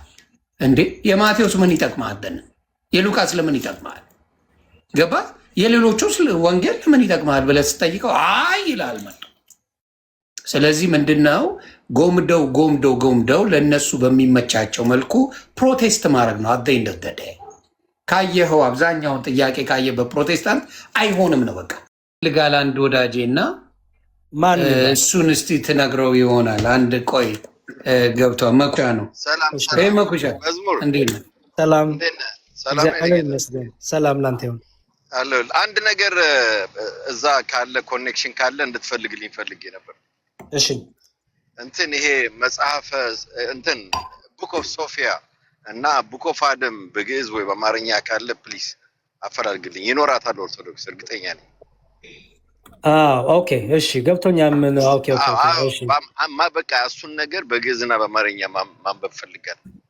የአዳም አለ የሶፊያ የሚባል ግን የለም። ያው ብዙ ጊዜ ሶፊያን ሲጀመር ዊዝደም ሶፊያ ሌላ ነገር አይደለም። ሶፊያ ከሌላ ጋር የሚያገናኙት ነገር ስላለ ብዬ ነው። መረጃው ከሌለ እኔ ኦርቶዶክስ ይኖራታል ብዬ ነው የማምነው። ችግር የለውም። እስቲ አንተም ፈልግና የአዳም ካለ ግን ፎሎወርን አለ ፎሎ አድርጌያለሁ። ፎሎ አድርጌያለሁ እሱ ነው እንጂ አላደረገኝ። አይ ብዙ ጊዜ ምን ታደርግ በውስጥ ላክልኝ አዳምን ፕሊዝ። ቡኮፋ ምንም ችግር የለውም ፕሊዝ። እሺ እሺ ለማለት ነው። ቴንክ ዩ። እሺ መኩሻይ ፋሚሊ ነው መኩ ችግር የለውም። ፎሎ አድርጌያለሁ። ያ አይ በጣም አሪፍ እና በጣም ደስ ብሎኛል። እኔም ራሱ እግዚአብሔር በሚያውቀው መቼም ውስጤ እንዳረፈ ብዙ ሰዎችም ታውቃላችሁ ብዬ አስባለሁ። መልሶቼን በጣም እያገኘው እየተደሰትኩም ጭምር ነው። እኔ ብቻ ሳልሆን ለብዙዎቹ እንደኔ ግራ ተጋብተው ለነበሩ በተለይ ጌታን አገኘን ጌታን ተቀበልን እንትና በጌታ ነው የሚባል ሙድ እንደ ፋሽን ተደርጎ ባለማወቅ ምንድን ነው የሚለው እንኳን ጥያቄ ባለመጠየቅ የመጣ ነገር ሆኖ እንዳለ ብዙዎቹ ተረድተዋል። ገባ? በጌታ ነው ወይ ብለው ሙድ መያዝ ሲሰርቁ በጌታ ነው ወይ ብለው ሲሰርቁ በጌታ ነው ወይ የለም? የሆነ ነገር ሲያጠፉ በጌታ ነው ወይ የለም? ሁሉ ወንጀል ሲሰሩበት በጌታ ነው የሚባለው ነገር የለም። ግን ዝም ብሎ ለበዓሉ ድምቀት በጌታ ነው ወይ የሚሏት ፋሽን አለች እና እሷን ሰው እንዲማርበት ለማድረግ ነው። እኔ ቤት ሰዓት ትነግረኝና ያሬዶ ቀንም ከሆነ አንተም ደግሞ እየመሸበት ስለሆነ ማታ ላይ ቀንም ላይ የሚመቻችሁ ጊዜ ካለ እንትን ትለኝና ገብተን እኔም እማራለሁ እናንተም ደግሞ በደንብ የእግዚአብሔርን ቃል ታስተምራላችሁ። እሺ አሳውቃለሁ። በውስጥ ስለምንደዋወል እናንተ አሳውቃለሁ። አሁን ጊዜው የመማር የማጥናት በእውቀት የመሞገት ነው። በቃ እውቀት ነው አሁን ትልቁ ነገር። ኦልሬዲ መረጃዎች አሉ። መረጃዎቹ ይውጡ፣ የእምነት መሰረቶቻችን ይውጡ። የኦርቶዶክስ የእምነት መሰረት፣ የፕሮቴስታንት፣ የፔንቴኮስታል እና የሉተሪያን ማለት ነው ወጥቶ ኮምፔር አድርገን ጎን ለጎን አስቀምጠን ለህዝቡ መስጠት ነው። ይሄን አንብበናል፣ ይሄን አውቀናል። ከዛ ይሄን ላይ ሀሳብ የሚሰጥ ካለ ገብቶ ሀሳብ እንዲሰጥ ማድረግ ነው። ጥሩ የሆነ ማቹርድ የሆነ ውይይት ከስድብ ከሐሜት ዝም ብሎ በቃ ሰውን ከመናቅ የወጣ ንጹህ የሆነ እውቀት ላይ እና በቃ ሰውን ማዳን ላይ ቤዝ ያደረገ ዲስከሽን በደንብ እናደርጋለን። ዮኒም እናመሰግናለን ይህን ስላመቻቸልን። መልካም ጊዜ አሬዶኝ። አሜን አሜን። የኔዎቹ በጣም ነው የማመሰግነው። ይሄ ወንድማችንን ኤርሚያስ ይባላል ወንድማችን አጋጣሚ ሆኖ በጣም ሲያወጫብሩት አይቼ ነበረ። በጣም ግራ ሲያጋቡት አይቼ ነበር። እንግዲህ አይቼ እኔ ደረሰብኝ እንዳይደርስበት በጊዜ ደርሰንለታል። እግዚአብሔር ይባረክ። ብዙ ወንድሞች እንደዚህ ግራ ይገባቸዋሉ። አሁን ግን መልስ ያገኛሉ። ኦርቶዶክስ ጥያቄ ሲኖረን የኔም ጥፋትን ነው የምነግራችሁ። በደንብ አድርገው መጽሐፍ ቅዱስ የሚያውቁ የኦርቶዶክስ ወንድሞች አሉ። እግዚአብሔር ይባረክ። መጠየቅ የትዕቢት ሳይሆን የትህትና ማንነት ያላት አለ። ስለዚህ አሁንም ያንን ነው የምታደርጉት። እራሳቸው እነ ማርቲን ያሉትን እነ ካልቪን ያሉትን ሌሎችም ያሉትን ስለ ቅድስት ድንግል ማርያም ፊት ለፊት ሲነበብላችሁ ነበር። ዛሬ ፊት ለፊት እንዴት እንደሚያከብሯት እንዴት እንደሚወዷት እንዲያውም ንገሪልን ለልጅሽ እያሉ እንደሚጸልዩላት እዚሁ ከነሱ መጽሐፍ ተገልጦ ታይቷል። እሱን ግን አንቀበለውም ነው የሚሉት የኢትዮጵያውያኖቹ። ከሱ ሃይማኖቱን ተቀብለው እሱ የሚለውን አልቀበልም ይላሉ። እና እንትን እንድትሉ እንድትማሩበት ለማለት ነው። እያንዳንዱ ትምህርታችሁ የቃለ ወንጌል ምንድን ነው? ቃለ ሕይወት ይቅርታ፣ መሰረተ ክርስቶስ፣ መካነ ኢየሱስ እንዲሁም የሚሉ ወንጌል ትምህርት ሙሉ በሙሉ እዚህ ጋር መጥቶ ከእናንተ መጽሐፍ በሙሉ እንዲነገር ይደረጋል እላለሁ። ሰላማችሁ ብዝት ይበልልኝ። መልካም ቀን ይመቻችሁ። ሌላው ምንድን ነው ሰጣ ገባውን እኔ ሰልችቶኛል። ከእነሱ ጋር እንትና እንደዚህ ነው እንትና እንደዚህ ነው መባባል ሳይሆን በትምህርት እንፈተሻለን። እንትና እንደዚህ ነው እንትና እንደዚህ ነው ቀርቷል። እኔ ደግሞ በኮመንት የምሳደብ ሰው ስላልሆንኩ ፕሊዝ ኤፍሬም ባለ ጊዜው ሚውት አታርግ። እኔ በኮመንት ተሳዳቢ አይደለሁም። ቃል ሚውት አታርግ። አንዳንድ ጥቅሶች ብጽፍ የሆነች ነገር ብጽፍ አትናደድብኝ። ምን አረኩ? እኔ ቤት መጥተህ ብትጽፍ የፈለግከውን አትደረግም እስካልተሳደብክ ድረስ። ለምን ትፈራላችሁ?